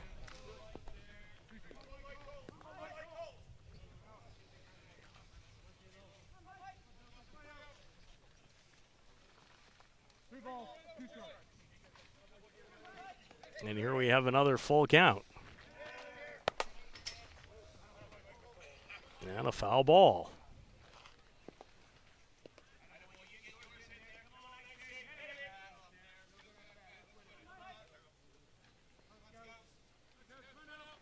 The country that Holobratic hails from, on both the men's and the women's side, might be one of the faster growing countries in the sport, talking about Czechia. They have a ways to go, but they're not far away. No, they've really invested in their programs over the last decade, and I think they're following the Argentina model. You build from the U19 or now U18 program upwards. Michael Holobratic, a part of that program a decade ago when they were in Midland, Michigan in 2016. And they've followed with some really good young players. Kuba Osichka this morning pitching for the Gremlins. There are Czech players scattered across the ISC lineups. it's a good program, and they're developing depth, which is the key. And you look at Argentina, that's the route they took, but probably a decade before. I don't want to, be disrespectful at all, but is anybody developed more players in the last decade than Argentina on the men's side? No, not even close. Not at the top level. Not at the top level. Well, Leskowski on the walk, and now it's Dallas Cornelius. Squares to bunt and fails to drop it down.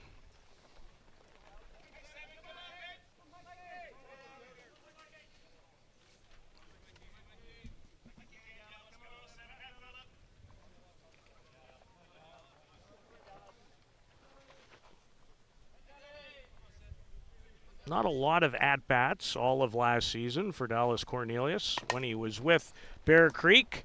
Short hop for Galino, but his toss goes astray of Sebastian.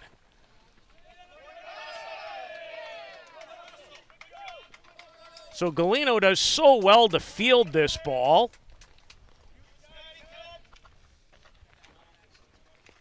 And then the toss is Sebastian, as you're supposed to, get to the back corner of the bag to make yourself available, but the toss from Galino was more on the inside. So Galino will be charged, I would think, with an error there. You're getting a thumbs up from your scorekeeper. Every once in a while, Blair. It happens rarely for me, but I'll take it when I can get it. And Jordan Pomeroy, the batter, hitting in the number 9 spot. On the topic of good young players. Yeah, I really enjoyed his Outside the Chute episode recently with Randy Frame and Chris Hopewell. Great podcast. And Jordan, a really intelligent young man, thoughtful in his answers.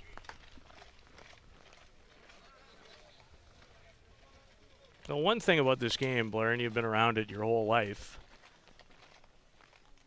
it's not hard to find quality humans. No, you don't have to go far to bump into a good person in this game. No, you really don't.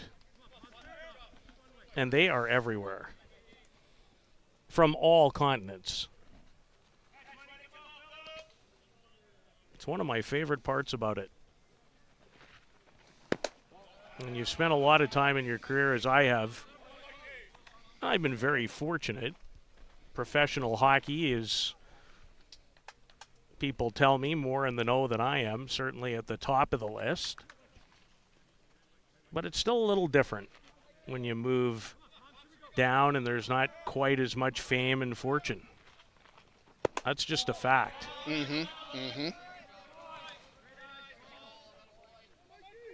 I can't say in 40 years I've had, very many issues in the hockey world either. But it's different. I don't need to go into it any more than that, but these guys are refreshing in their own way. There's Pomeroy. Fouls that down the left field side. Mentioned it a couple of times. He made a pretty good play in this park a couple of years ago.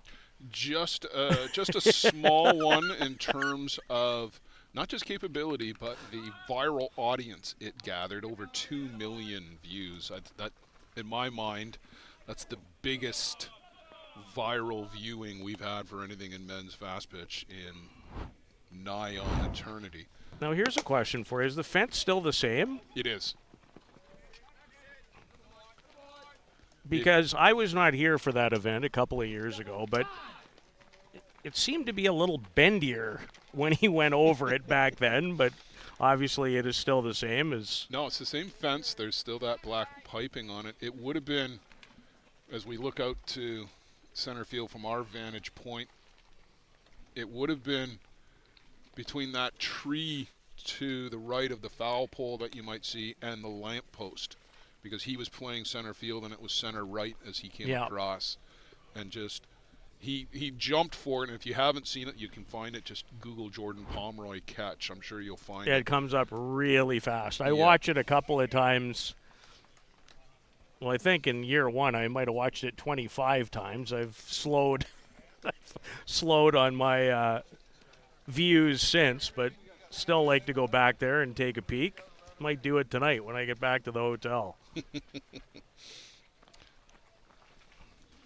And a pitching change.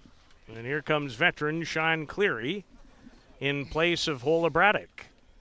And Blair, this is an important opportunity for Bear Creek because with a win, they would guarantee themselves top spot in Pool A with 2 wins and avoid a first playoff game tonight. Well, it's tonight right now. Given how far we are behind on this diamond, I'm going to go be talking to the host committee in about 10 minutes, so we're giving the audience here a bit of a sneak into our thinking, but we're going to examine the possibility of moving what ultimately would be an 11 o'clock start time and then having to bring those teams back in the morning. I don't think that that's fair to the teams. It's really rough on the organizers. We're going to examine moving those games. It's not a done deal, but we are going to go look at it. So with that, Peter, I'm going to You're going to leave and go look after it? Yeah, probably. Boy, imagine that. Well, it's been delightful to have you, my friend. Blair Setford. I just call him Mr. ISC. I think it's a fitting title. Sean Cleary comes into work. Long-time veteran of the Canadian men's national team and has really been the Canadian ace for as long as I can remember. World champion in 2015. Couple of near misses, including Canada losing in the championship game in 2022 to Australia. So 2 on for Scott Patterson as Cleary enters the affair.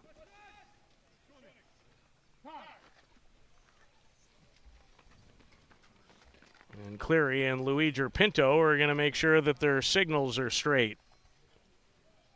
Always, as you would imagine, more important when there just happens to be a runner at second base who can peek in.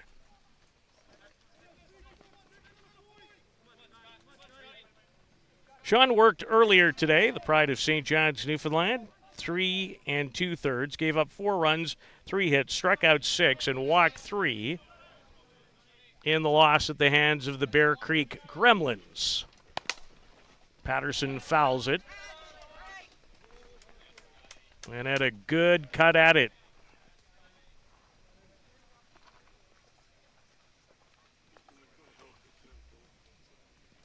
And Sean has earned his way back on to another national team. And the people in the know tell me that he had a very good national team camp a few weeks ago that was held in Florida at Vero Beach.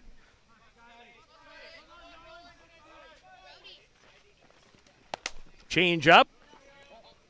Fouled over the head of Coach Jamie Simpson.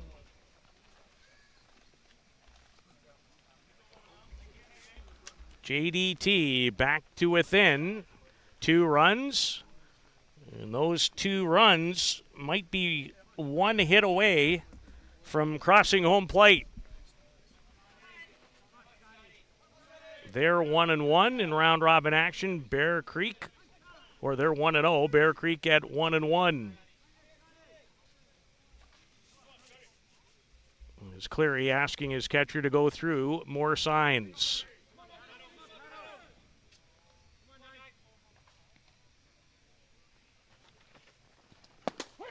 And a paint the corner pitch from Cleary, much to the chagrin of Scott Patterson. So a large second out, and Cleary has his 7th strikeout of the tournament.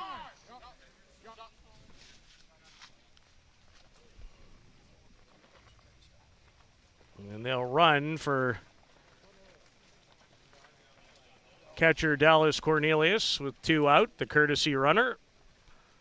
Part of the rules in this game. And after that 1/2 inning, Dallas will take every opportunity. By the way, I hope you've got a little extra ice over there. Your catcher's going to require it. That was a nasty 1/2 inning for him. Braden Ducharme from Hudson, Wisconsin. Walked twice and had a quality twist on the Cleary pitch.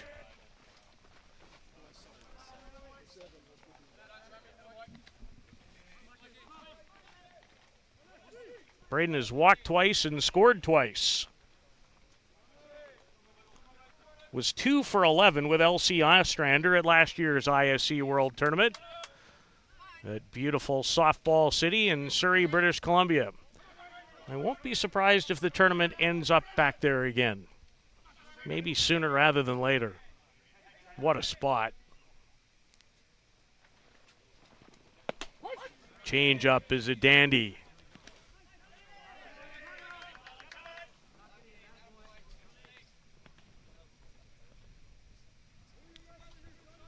One word I would always use to describe Sean Cleary when he's in the circle, meticulous.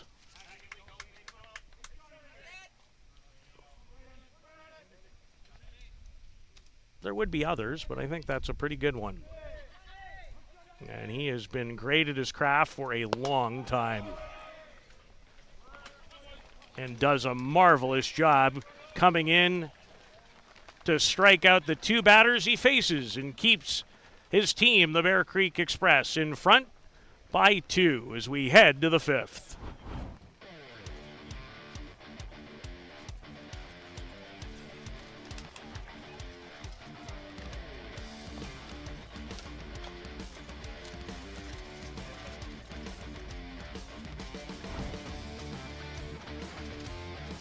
Good man, how did Sell gut?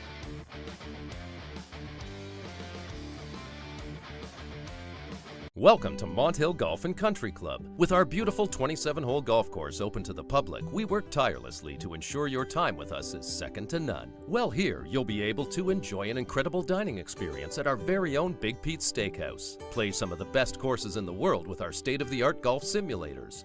Upgrade your gear with the top brands at our pro shop, or host a stunning wedding, event, or conference inside one of our beautiful ballrooms. Learn all this and more at monthill.ca.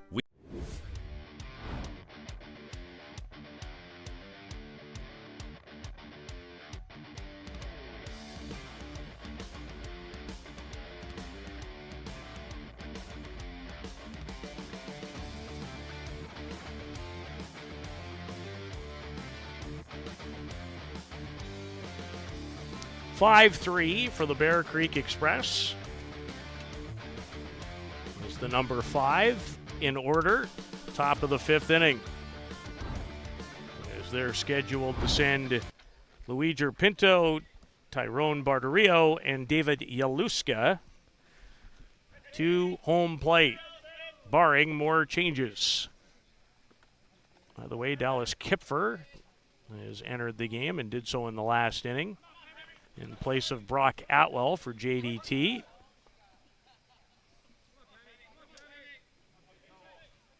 In the previous defensive inning.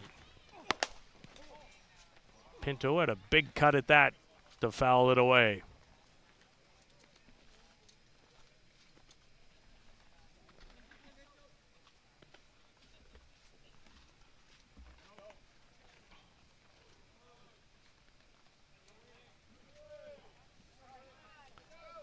Luigi was an all-world performer in the 2023 ISC World Tournament.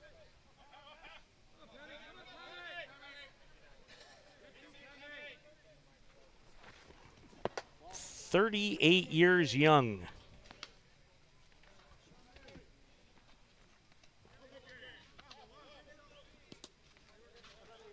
From Valencia, Venezuela.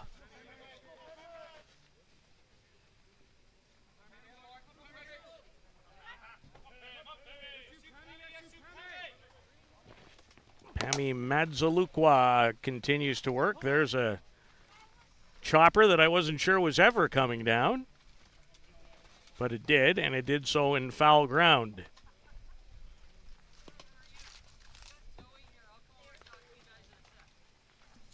Luigi Pinto walked and scored and grounded out to Justin Laskowski at third his previous time at bat.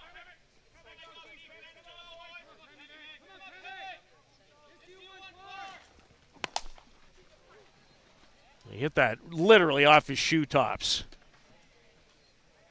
This guy doesn't get cheated very often.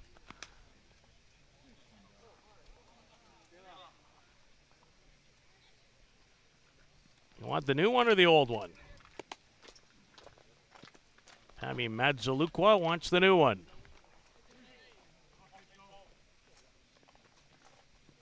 Dealing with Luigi Pinto here in the top of the fifth.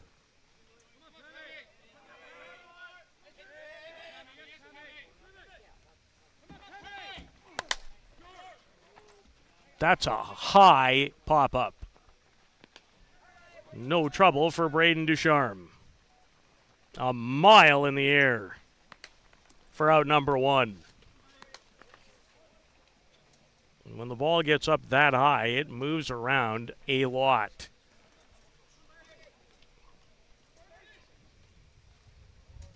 Tyrone Barterio, the 40-year-old's had a good day. He's doubled, driven in a run, reached on an air, and scored.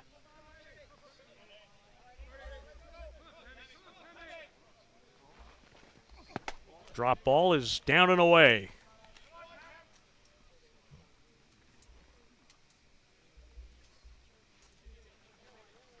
Barterio was a member of LC Ostrander last year. Hit .250 at the ISC World Tournament. Both his runs batted in came early against the Sydney Tropics, and the Tropics ended up winning the ISC 2 tournament, as in Sydney, Australia, not Sydney, Nova Scotia.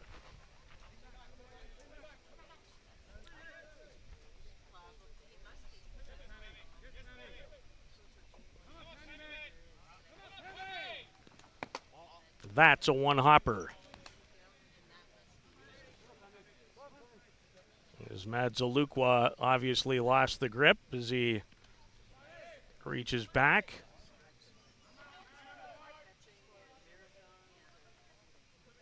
To grab that rag that has some sticky substance on it. It's really replaced the old rosin bag.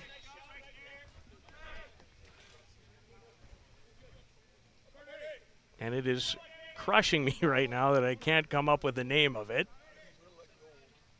Gorilla Gold? You're not the best scorekeeper on the planet for nothing, are you? The man's got all the answers. We might trade spots. No, he says no. Barterio draws a one-out walk. Gorilla Gold. The great thing is I will now never, ever, ever forget that again.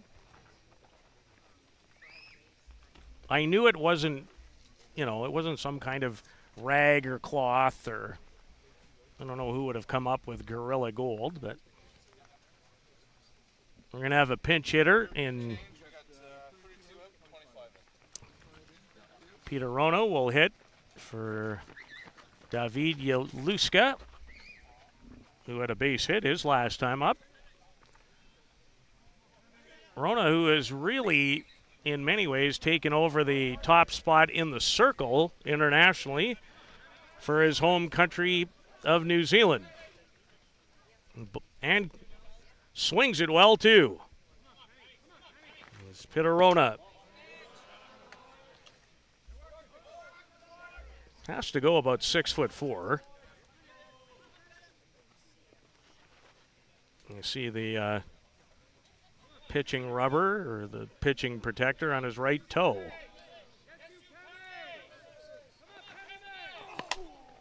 Goes the other way, and Jeff Lyon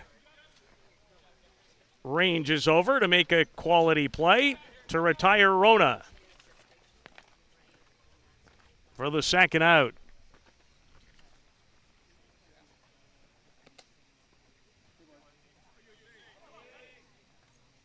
And there 2 down for left fielder Yusuf Davis.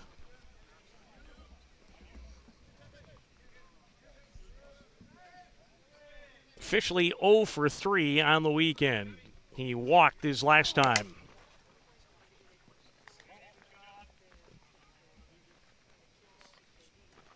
Another player, and there are many in the event, that if he puts it in play, especially to the left side of the diamond, his speed gives him a chance. Threat to bunt.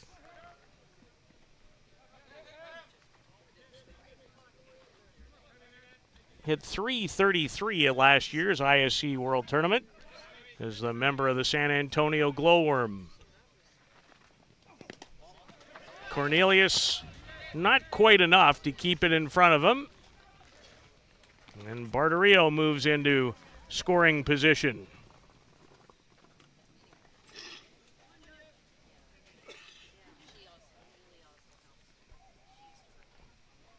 Bear Creek looking to add to their 2-run lead and move a step closer to clinching top spot in Pool A and a direct berth into tomorrow's semifinals, which, because of the length of games today, playoff games might be scheduled a little differently. Dallas Kipfer makes his second play since entering the game at second base.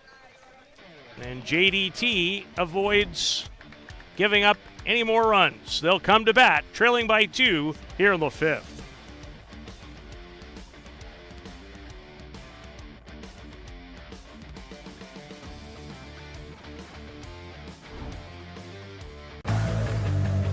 Let's talk about a local one-stop shop. Live Well for Life is just that, a fitness, nutrition, and therapy facility all under one roof.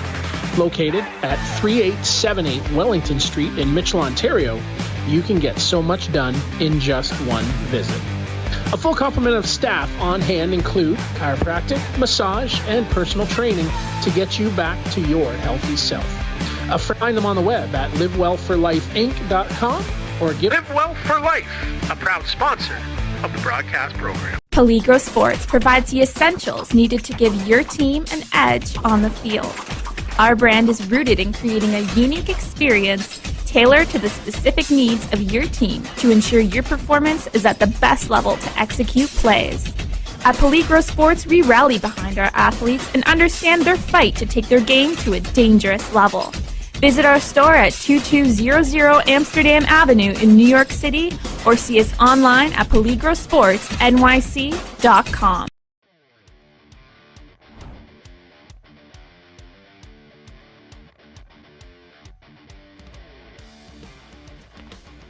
Designated player Travis Jones to face his old teammate Sean Cleary. Came in to shut things down for the Express with back-to-back strikeouts after taking over in the 4th inning.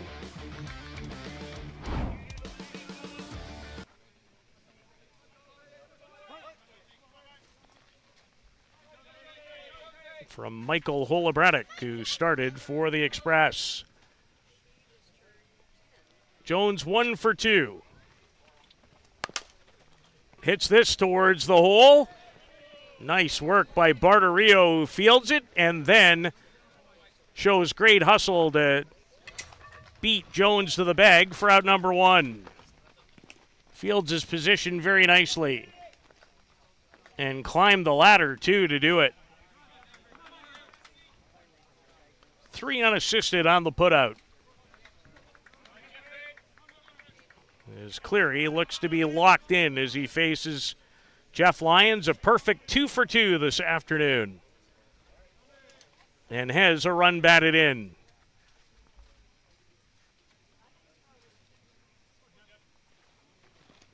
Change up.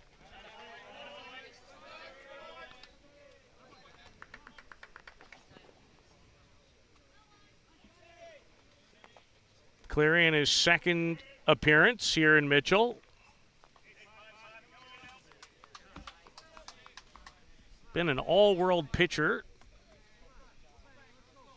I believe the number is 10.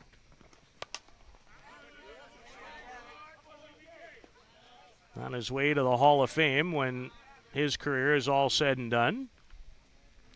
I don't think there's much doubt about that. 9 times All-World. That is an elite category. Not many there.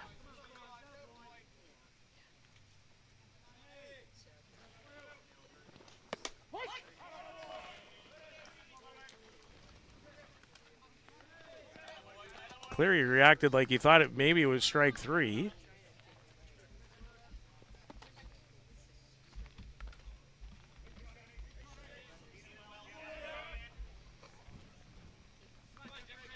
Jeff Lyons has indeed certainly witnessed it well. So a fine matchup here in the bottom of the 5th.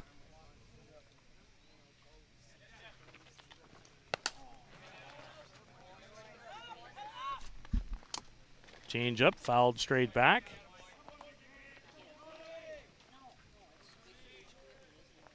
Jeff played for Team Canada at a World Cup qualifying event last summer in Prince Albert.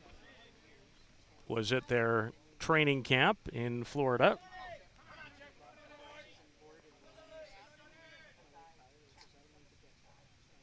It's a tough 16-man roster to make.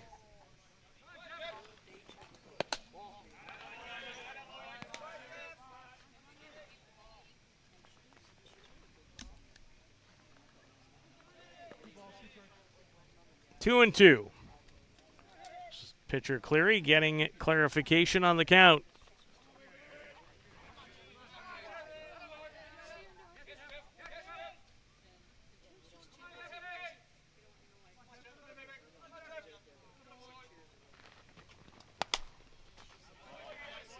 Lion stays alive, protecting on that swing.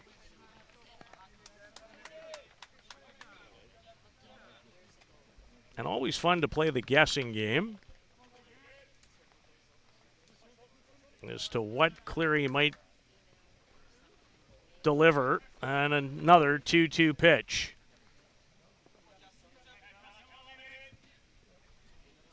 And Sean no longer in a situation to work with his longtime running mate, Ryan Boland.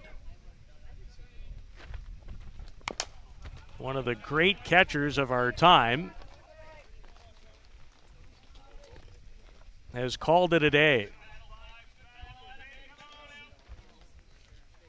And when certain players leave the game, if you've been lucky enough, as I have, to watch and even get to know some of these people, Ryan Boland is as classy an act as you'll find, as intense as any player that I've watched, as intelligent as any catcher you will witness,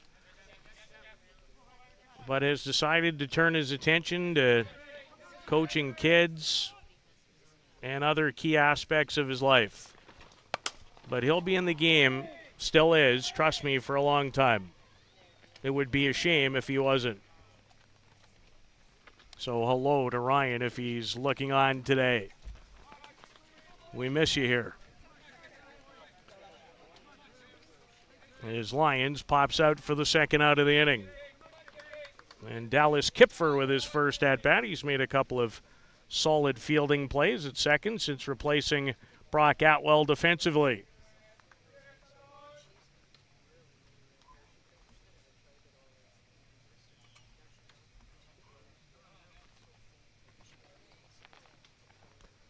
Dallas, the 25-year-old from the Kitchener area, turns 26 on the 5th of August. Was a Midland Explorer at last year's ISC World Tournament. Now with JDT first energy, and Sean Cleary looks like he hurt himself. They're going to make the out. Sean didn't land right. If he continues, he's faced 5 JDT batters. He's retired all of them as Bear Creek continues to lead by a pair.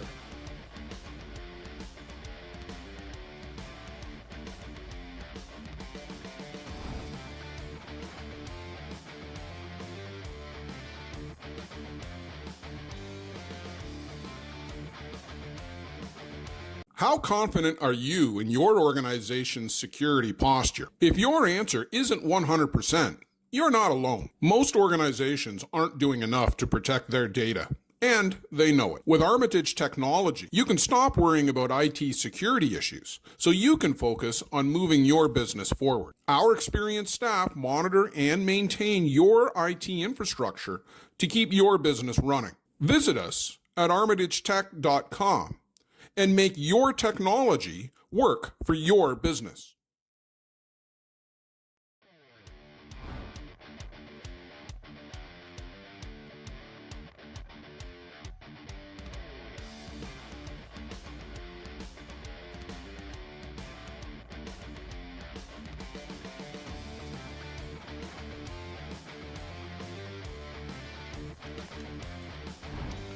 Well, the pitchers have settled in, especially Sean Cleary, who came on, retired 5 in a row, remains 5-3. It's been that way for a couple of innings. It's to the top of the Bear Creek Express lineup, and Callum Bichel began the game with a home run in the top of the first.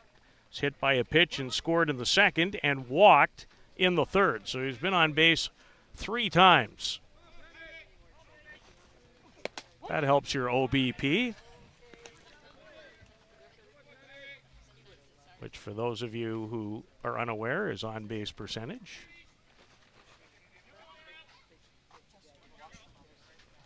The Australian national team member, Scott Patterson, or make that Callum Bichel. And he hits a rope but foul.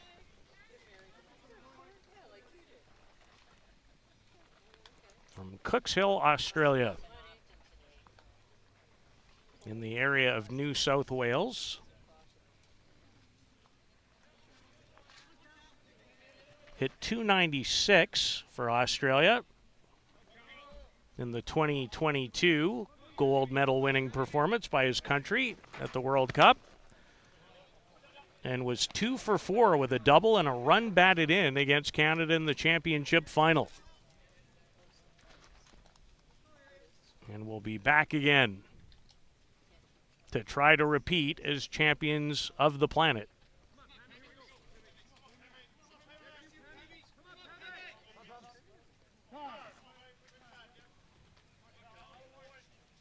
Pami Madzalukwa came in to replace the starter, Colin Walsh, who went 2 innings and was shaken up in that 2 innings of work, favoring left wrist or hand. Does Lions have room? No. And Bichel will have another crack to try to reach base for a 4th consecutive time. Up next on the diamond, a rematch of last year's ISC World Tournament Championship Final. The reigning champion Hill United Chiefs 0 for 2 so far here in Mitchell after being the co-champions of a tournament last weekend in Kimberley, Wisconsin, against the 2-0 Bear Creek Gremlins.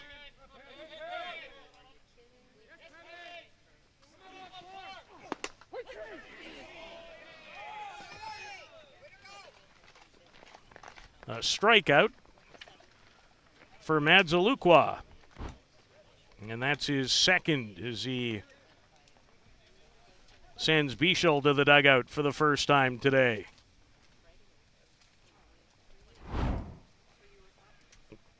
Yusuke Morita, 1 for 3, doubled, scored a couple of runs on that double in a 3-run second inning, and hits it well this time, but right at Scott Patterson.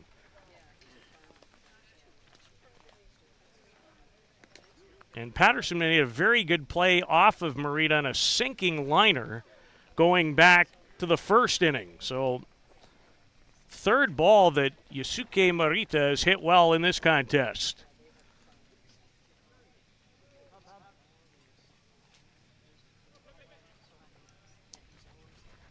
As Ty Sebastian settles in, hit by a pitch. Popped up and grounded out. And Sebastian with another hit here in Mitchell. Entered the game with 4 hits, and now that's number 5. 2 of them have been in home runs. Hit 2 two-run homers in the Bear Creek Express opener of the tournament last evening against the Northeast Drillers. And looks like they'll run for Sebastian. And will. Cody Pannebecker is going to come in, I believe, and run.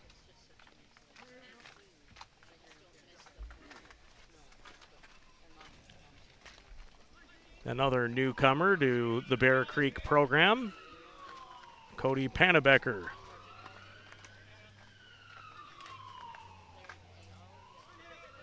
Galino steps in. David has a base hit and has struck out a couple of times.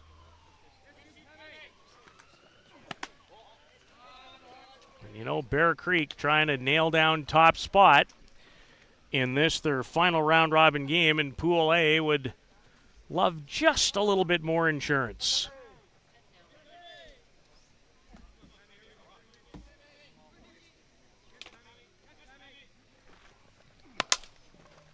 This'll test Kipfer, but again, Dallas does well.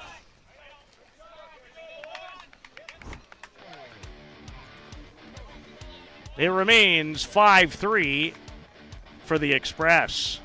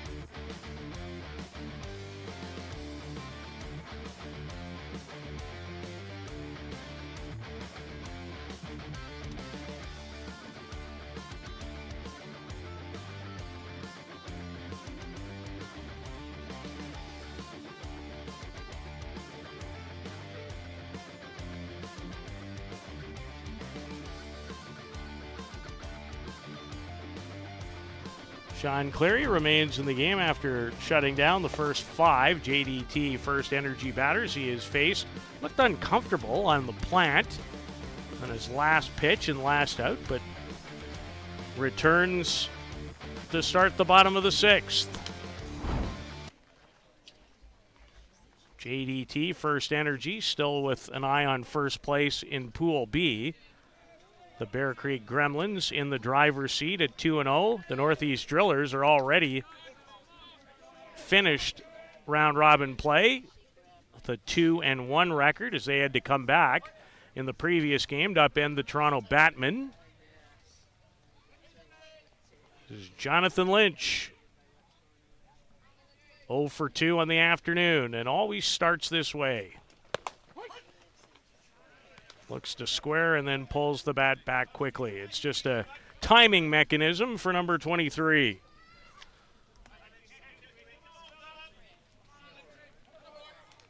From Cape Girardeau, Missouri. Or as they like to say in that part of the world, Missouri.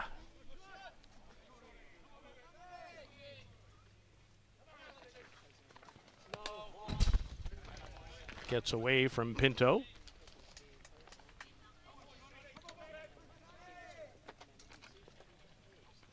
Lynch hit .333 in last year's ISC World Tournament as a member of the AWP Lumberjacks. He's a 2-time All-World performer.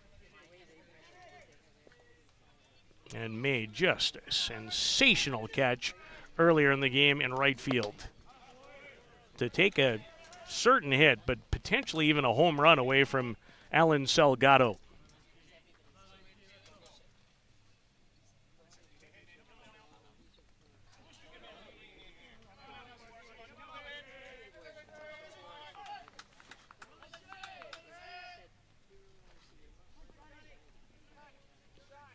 Lynch has one hit so far on the weekend. He's 1 for 5.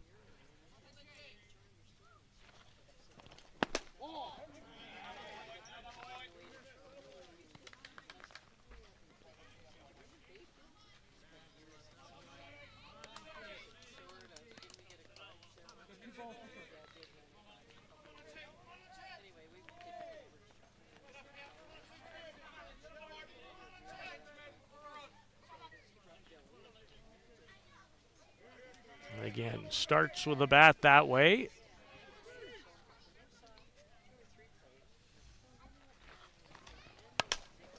Gets around on it, and it eats up Barterio for a base hit. So Jonathan Lynch starts the bottom of the 6th with his second hit of the tournament here in Mitchell. Well struck.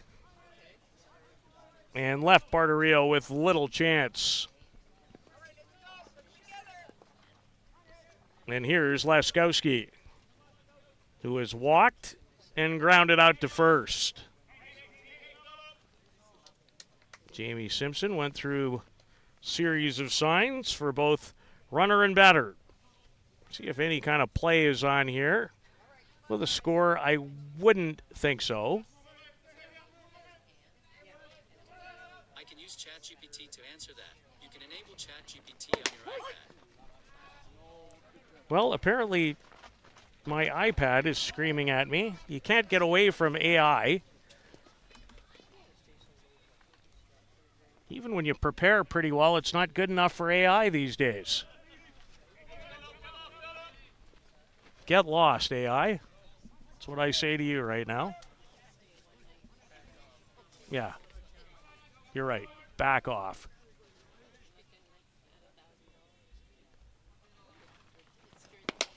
Drop ball and a dandy. Swung on and missed by Laskowski.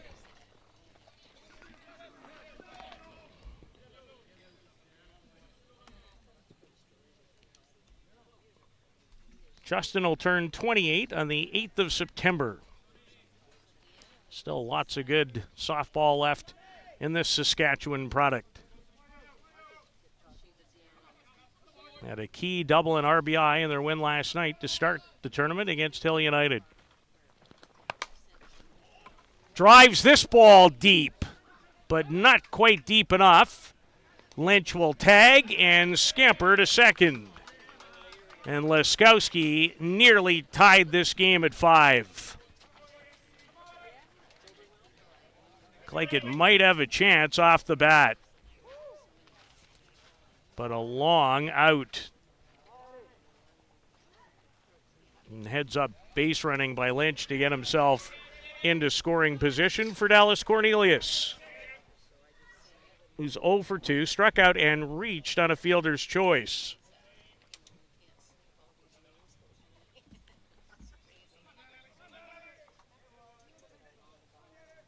There's 2 hard-hit balls to begin the bottom of the 6th for JDT off Sean Cleary. Quick throw back to the bag. And Lynch will slide in and require plenty of detergent and ask for time. Wonder what AI can do about that on the spot.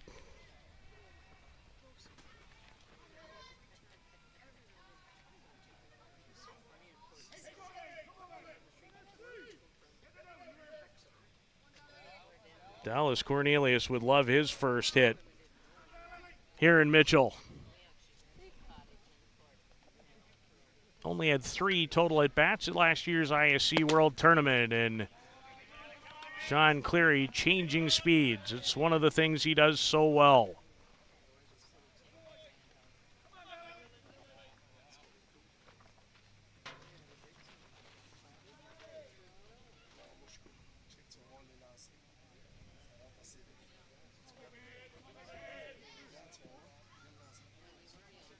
Game still hanging in the balance. Cornelius out in front. Pitterona hit for David Yaluska, but he returned immediately to re-enter the game over at third, the lanky third baseman from Czechia. Another youngster.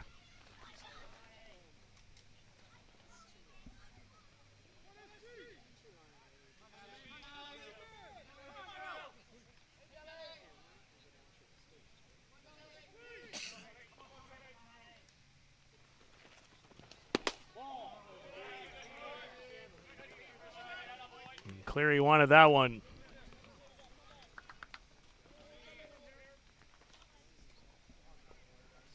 One out and a runner at second.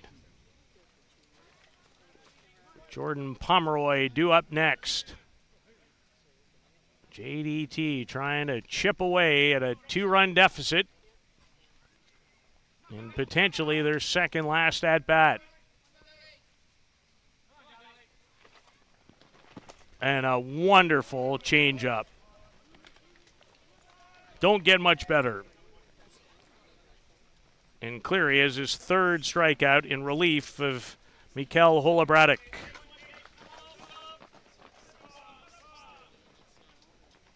And there are 2 down. And now Pomeroy.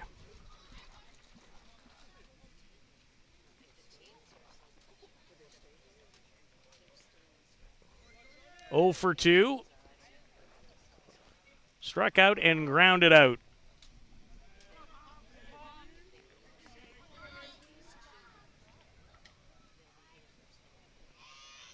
The 25-year-old from Newfoundland.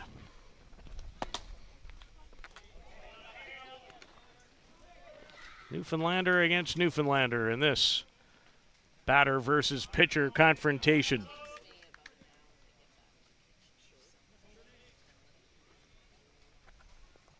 Produces so many great players in the country of Canada. The province of Newfoundland.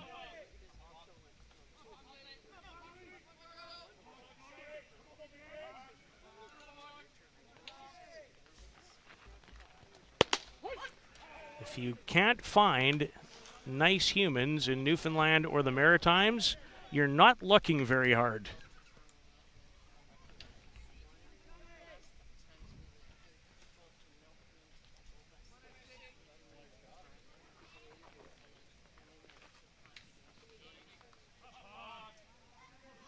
Two former teammates going at one another. And they'll play together again in Prince Albert for Canada.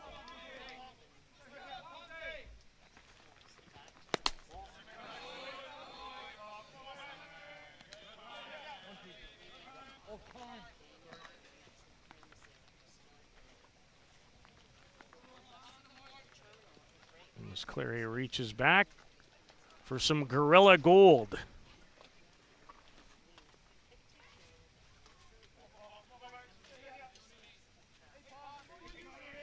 Two things to do tonight. Look up the origin of that rag, and then I have to watch the Pomeroy catch again from 2 years ago. If I'm still awake.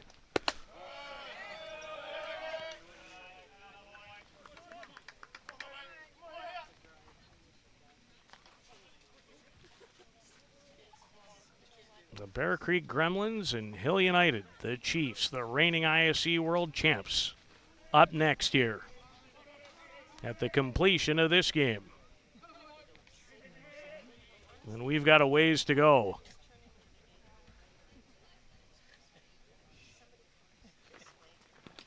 Change up.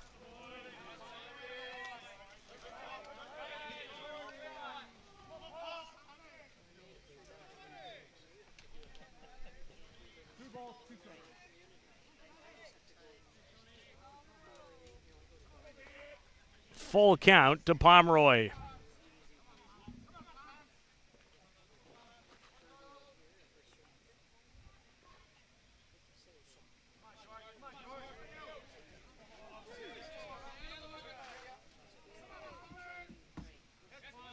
And the pitch on its way.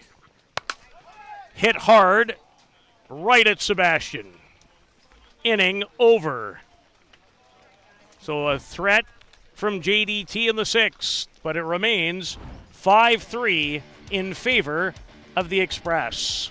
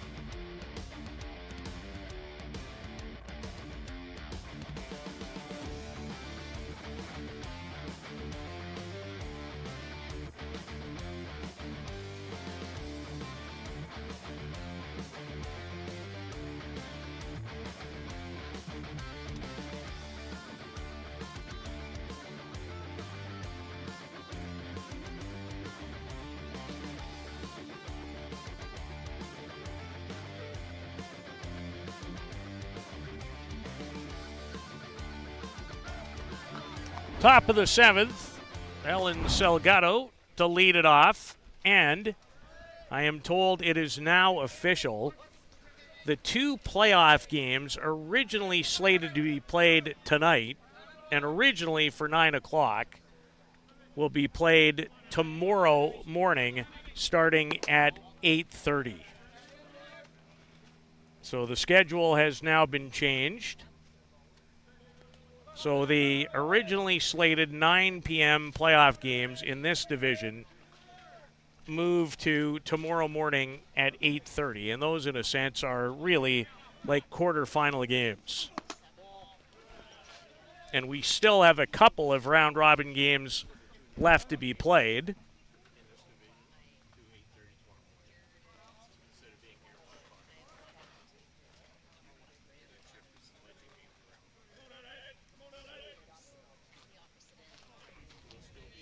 Have to give Pami Madzalukwa a lot of credit. He's done a good job in relief, and of course, the broadcaster's jinx.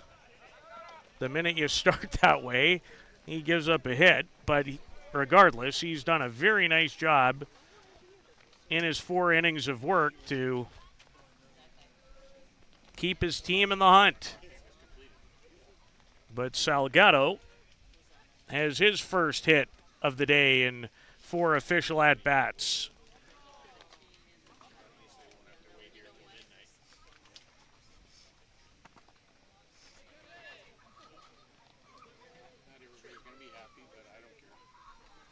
Luigi Pinto, the batter. Walked and scored 0 for 2, and this is a rope. And it got over the head of Scott Patterson. Here comes Salgado. Won't draw a throw. And some large insurance off the bat of Luigi Pinto, who has an RBI double. As Patterson gave it a great go in center. Just off the tip of his glove. And it's 6-3 Express.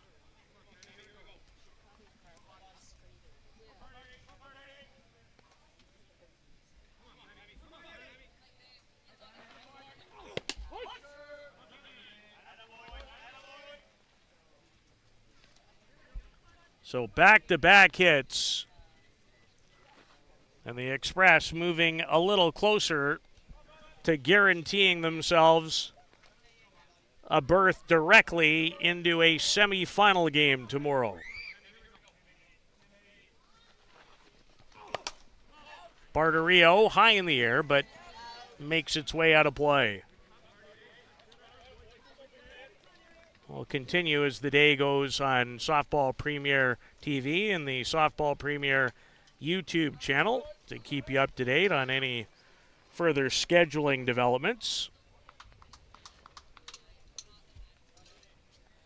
As tonight's slated playoff games, with the day running very lengthy.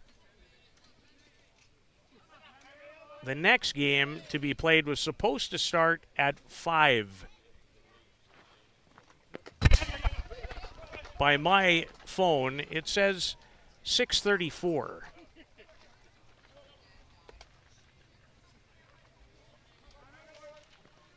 And as I mentioned moments ago, there's still a couple of games to come in the round robin, even with the movement of the playoffs.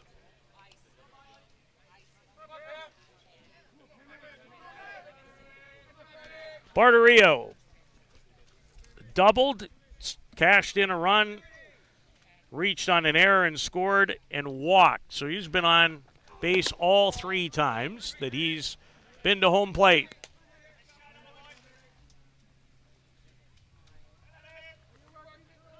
Trying to make it 4 times. You would have to think that one more, if the knockout punch hasn't been delivered, it certainly would be if they can bring home Luigi Pinto 60 feet away. Good drop from Madzaluqua, and Barterio is sent to the dugout for the first time now this evening. I think we started at about 3:08, or that's not true, just shy of 4. 3:52.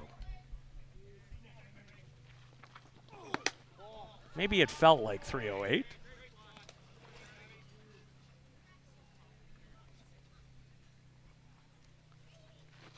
David Yaluska.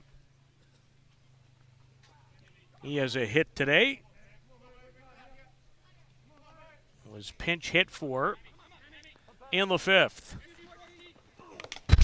And had a good twist on that swing.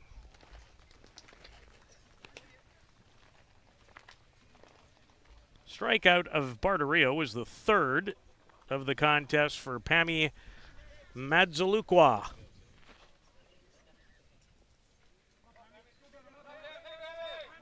I would pay about $150 for a water right now.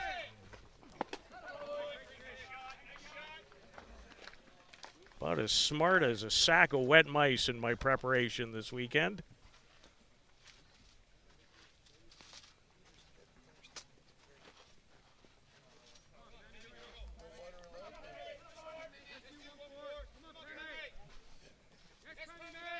You ask and you can receive.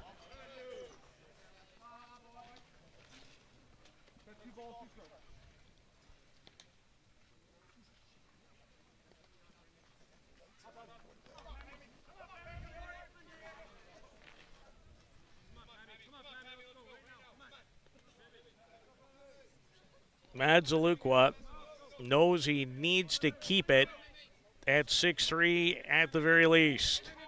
Give his team a chance in the bottom of the 7th, and a good drop ball from number 14. Done a nice job in relief of the starter, Colin Walsh, who went 2 innings today.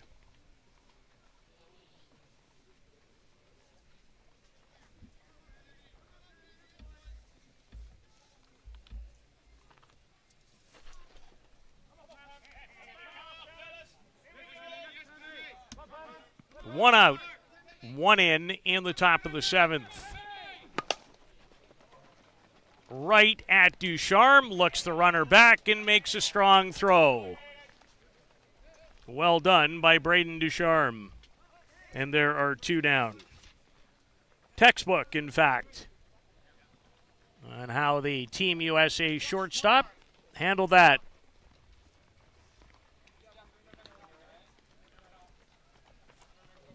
They'll run courtesy for catcher Luigi Pinto. And that means that Yaluska, the last out of the inning, stays in to run. Yusuf Davis in search of his first hit of the day. He has walked once.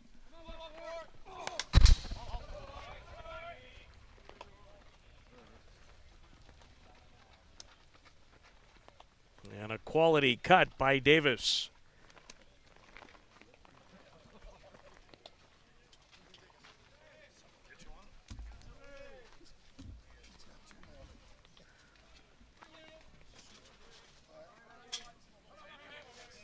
Put that water on my tab, gents.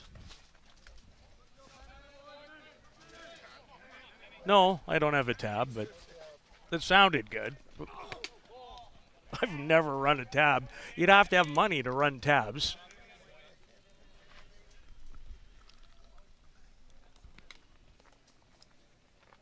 But thank you to the fine gentleman who supplied me with a little aqua.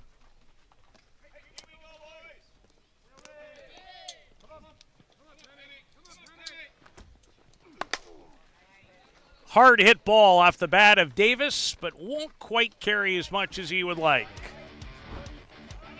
An important run, courtesy of Luigi Pinto's double to center. 6-3, one last crack for JDT when we return.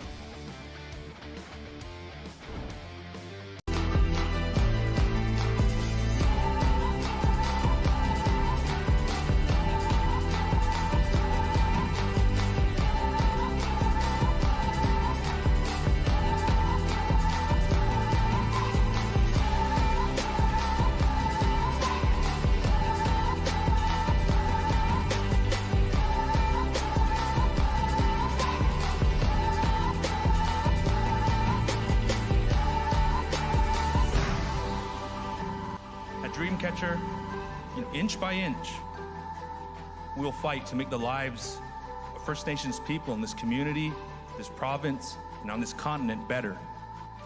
I know we have a long way to go, but I'm proud to say as long as our people have a need, Dreamcatcher will be there for them.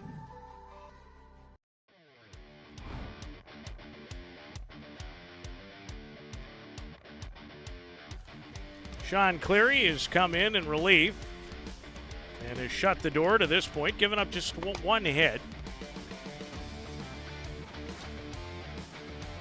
In the 9 batters that he has faced, he has 3 strikeouts. And we'll deal with the top of the JDT First Energy lineup in Scott Patterson, who just failed to make a terrific catch in the top half of the inning. Ball that ended up off his glove, going for a double and cashing in an all-important Bear Creek Express 6-run. As they look to slam the door shut and guarantee a top place finish in Pool A, a pool that includes Hill United and the Toronto Batmen, who both have games left to play in the round robin, but both with a record of 0-2. Bear Creek is 3 outs away from going 2-1. And in an interesting twist about this tournament, 6 teams in total in this division, but you don't play teams within your own division. You play the 3 teams in the other group. But then when the standings happen, you're paired back with your own.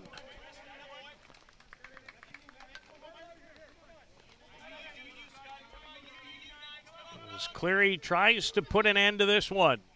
He took over in the 4th from the starter, Michael Holobratic.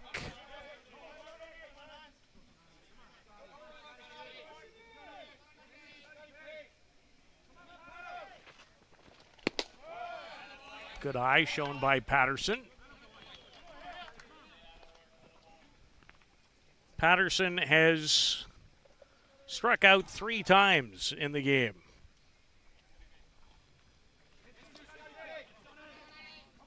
And that doesn't happen to this player very often.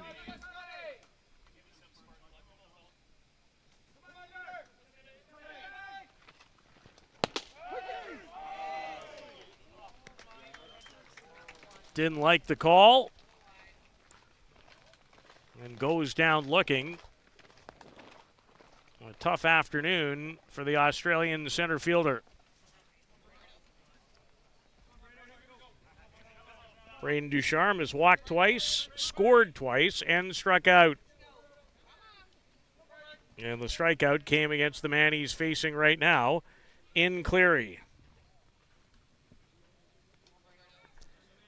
Hill United, the Chiefs, the reigning ISC World Champs. And the team they beat in the title game and the 2023 champion, Bear Creek Gremlins, on the way next. About 15 minutes when this one comes to a conclusion.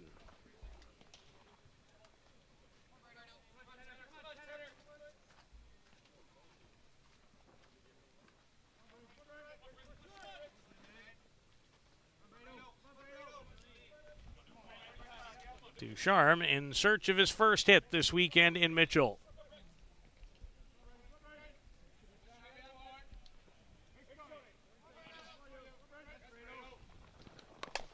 Drops down a bunt that'll test Cleary and beat it out anyway, even if the throw's perfect.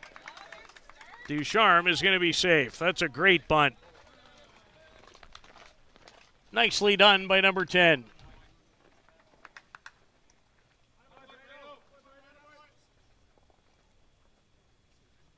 Cleary did a nice job to field it through on the run.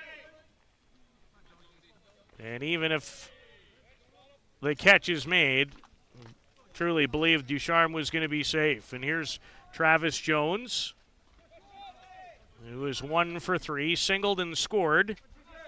Back in a 2-run, bottom of the first for JDT.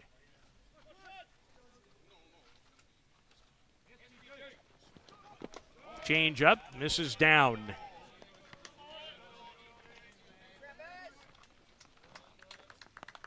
So just when maybe it looked like things were in control, not so much. It's a really key batter. When you're down 3, you want one thing: base runners.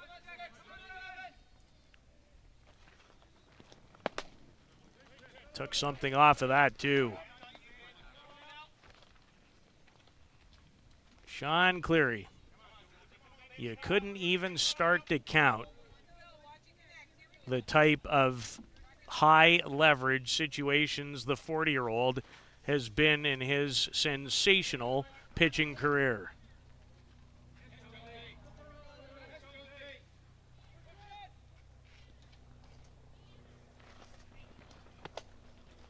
And again, another changeup at a different speed.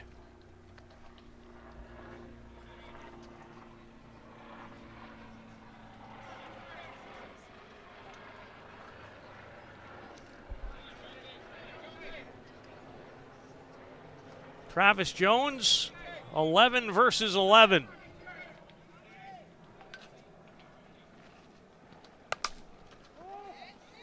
Lifted it high to right.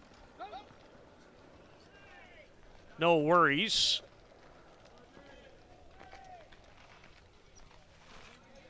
For Callum Bichel, who settled under it for out number 2 and made a strong throw. And you're not taking any chances if you're Ducharme, with your team trailing 3 down in a 7th inning. So a fairly lengthy fly out to right. Down to their last out. JDT would fall to 1-1. The Northeast Drillers already a record of 2-1. The Gremlins, Bear Creek, they're 2-0.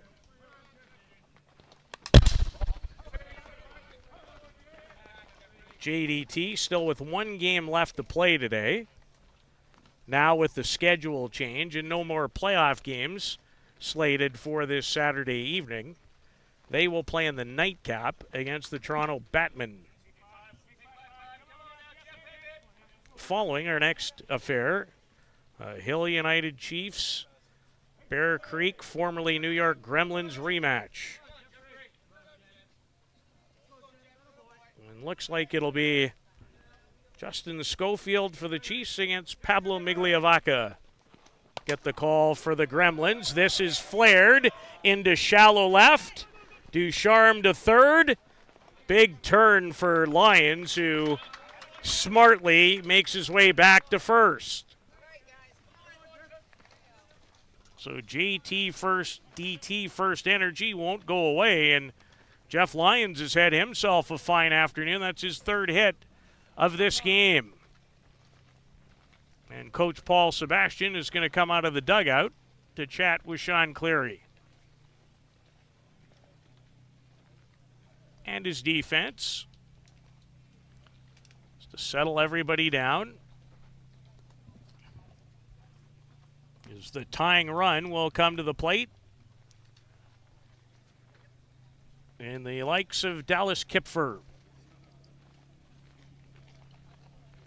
Kipfer entered the game for Brock Atwell back in the fourth.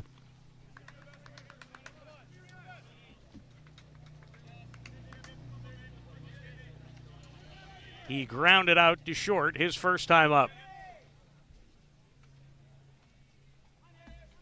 The tying run at home plate in a 6-3 Bear Creek Express advantage as Cleary delivers a drop ball, swung on and missed.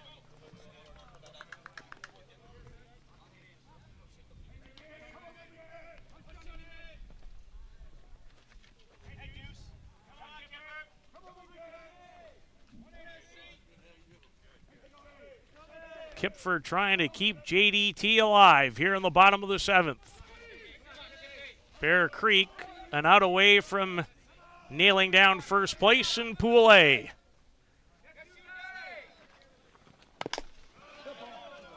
Ouch. Off the front foot. And Kipfer will take some time to reset himself. He knows he had a good pitch, too. You can tell by the reaction.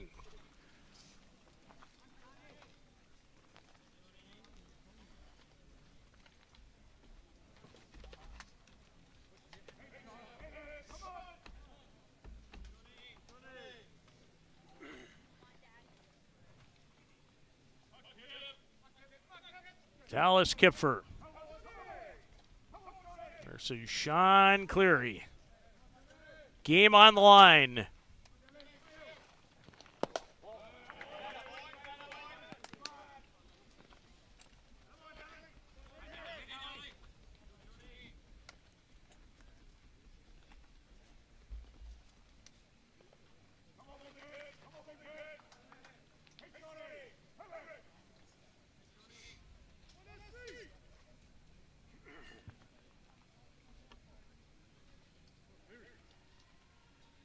Here's the 1-2.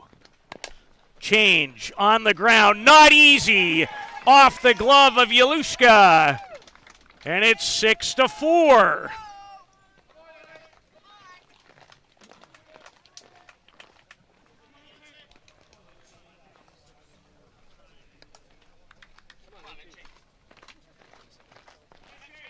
A ball that wasn't easy, but one I think that if you ask Yalushka, he probably would have loved to have come, well, you know, he would have loved to have come up with it. Probably figures that he should have. So Ducharme has scored. And now 2 on for Jonathan Lynch.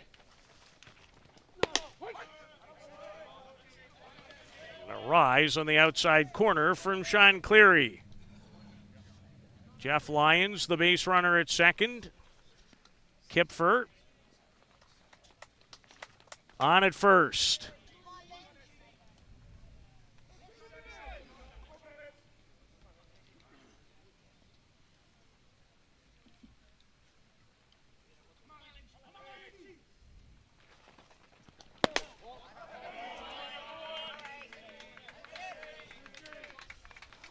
Lynch singled against Cleary to start the sixth. He's 1 for 3 on the day, or in the game, and on the day. This is their first of 2. Little drama. 3 hours in, literally.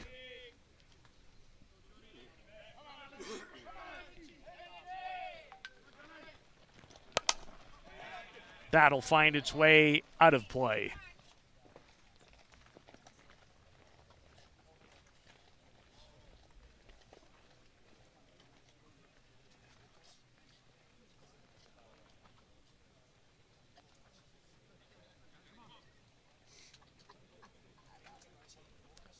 Pinto and Cleary making sure they're on the same page, especially with a runner at second.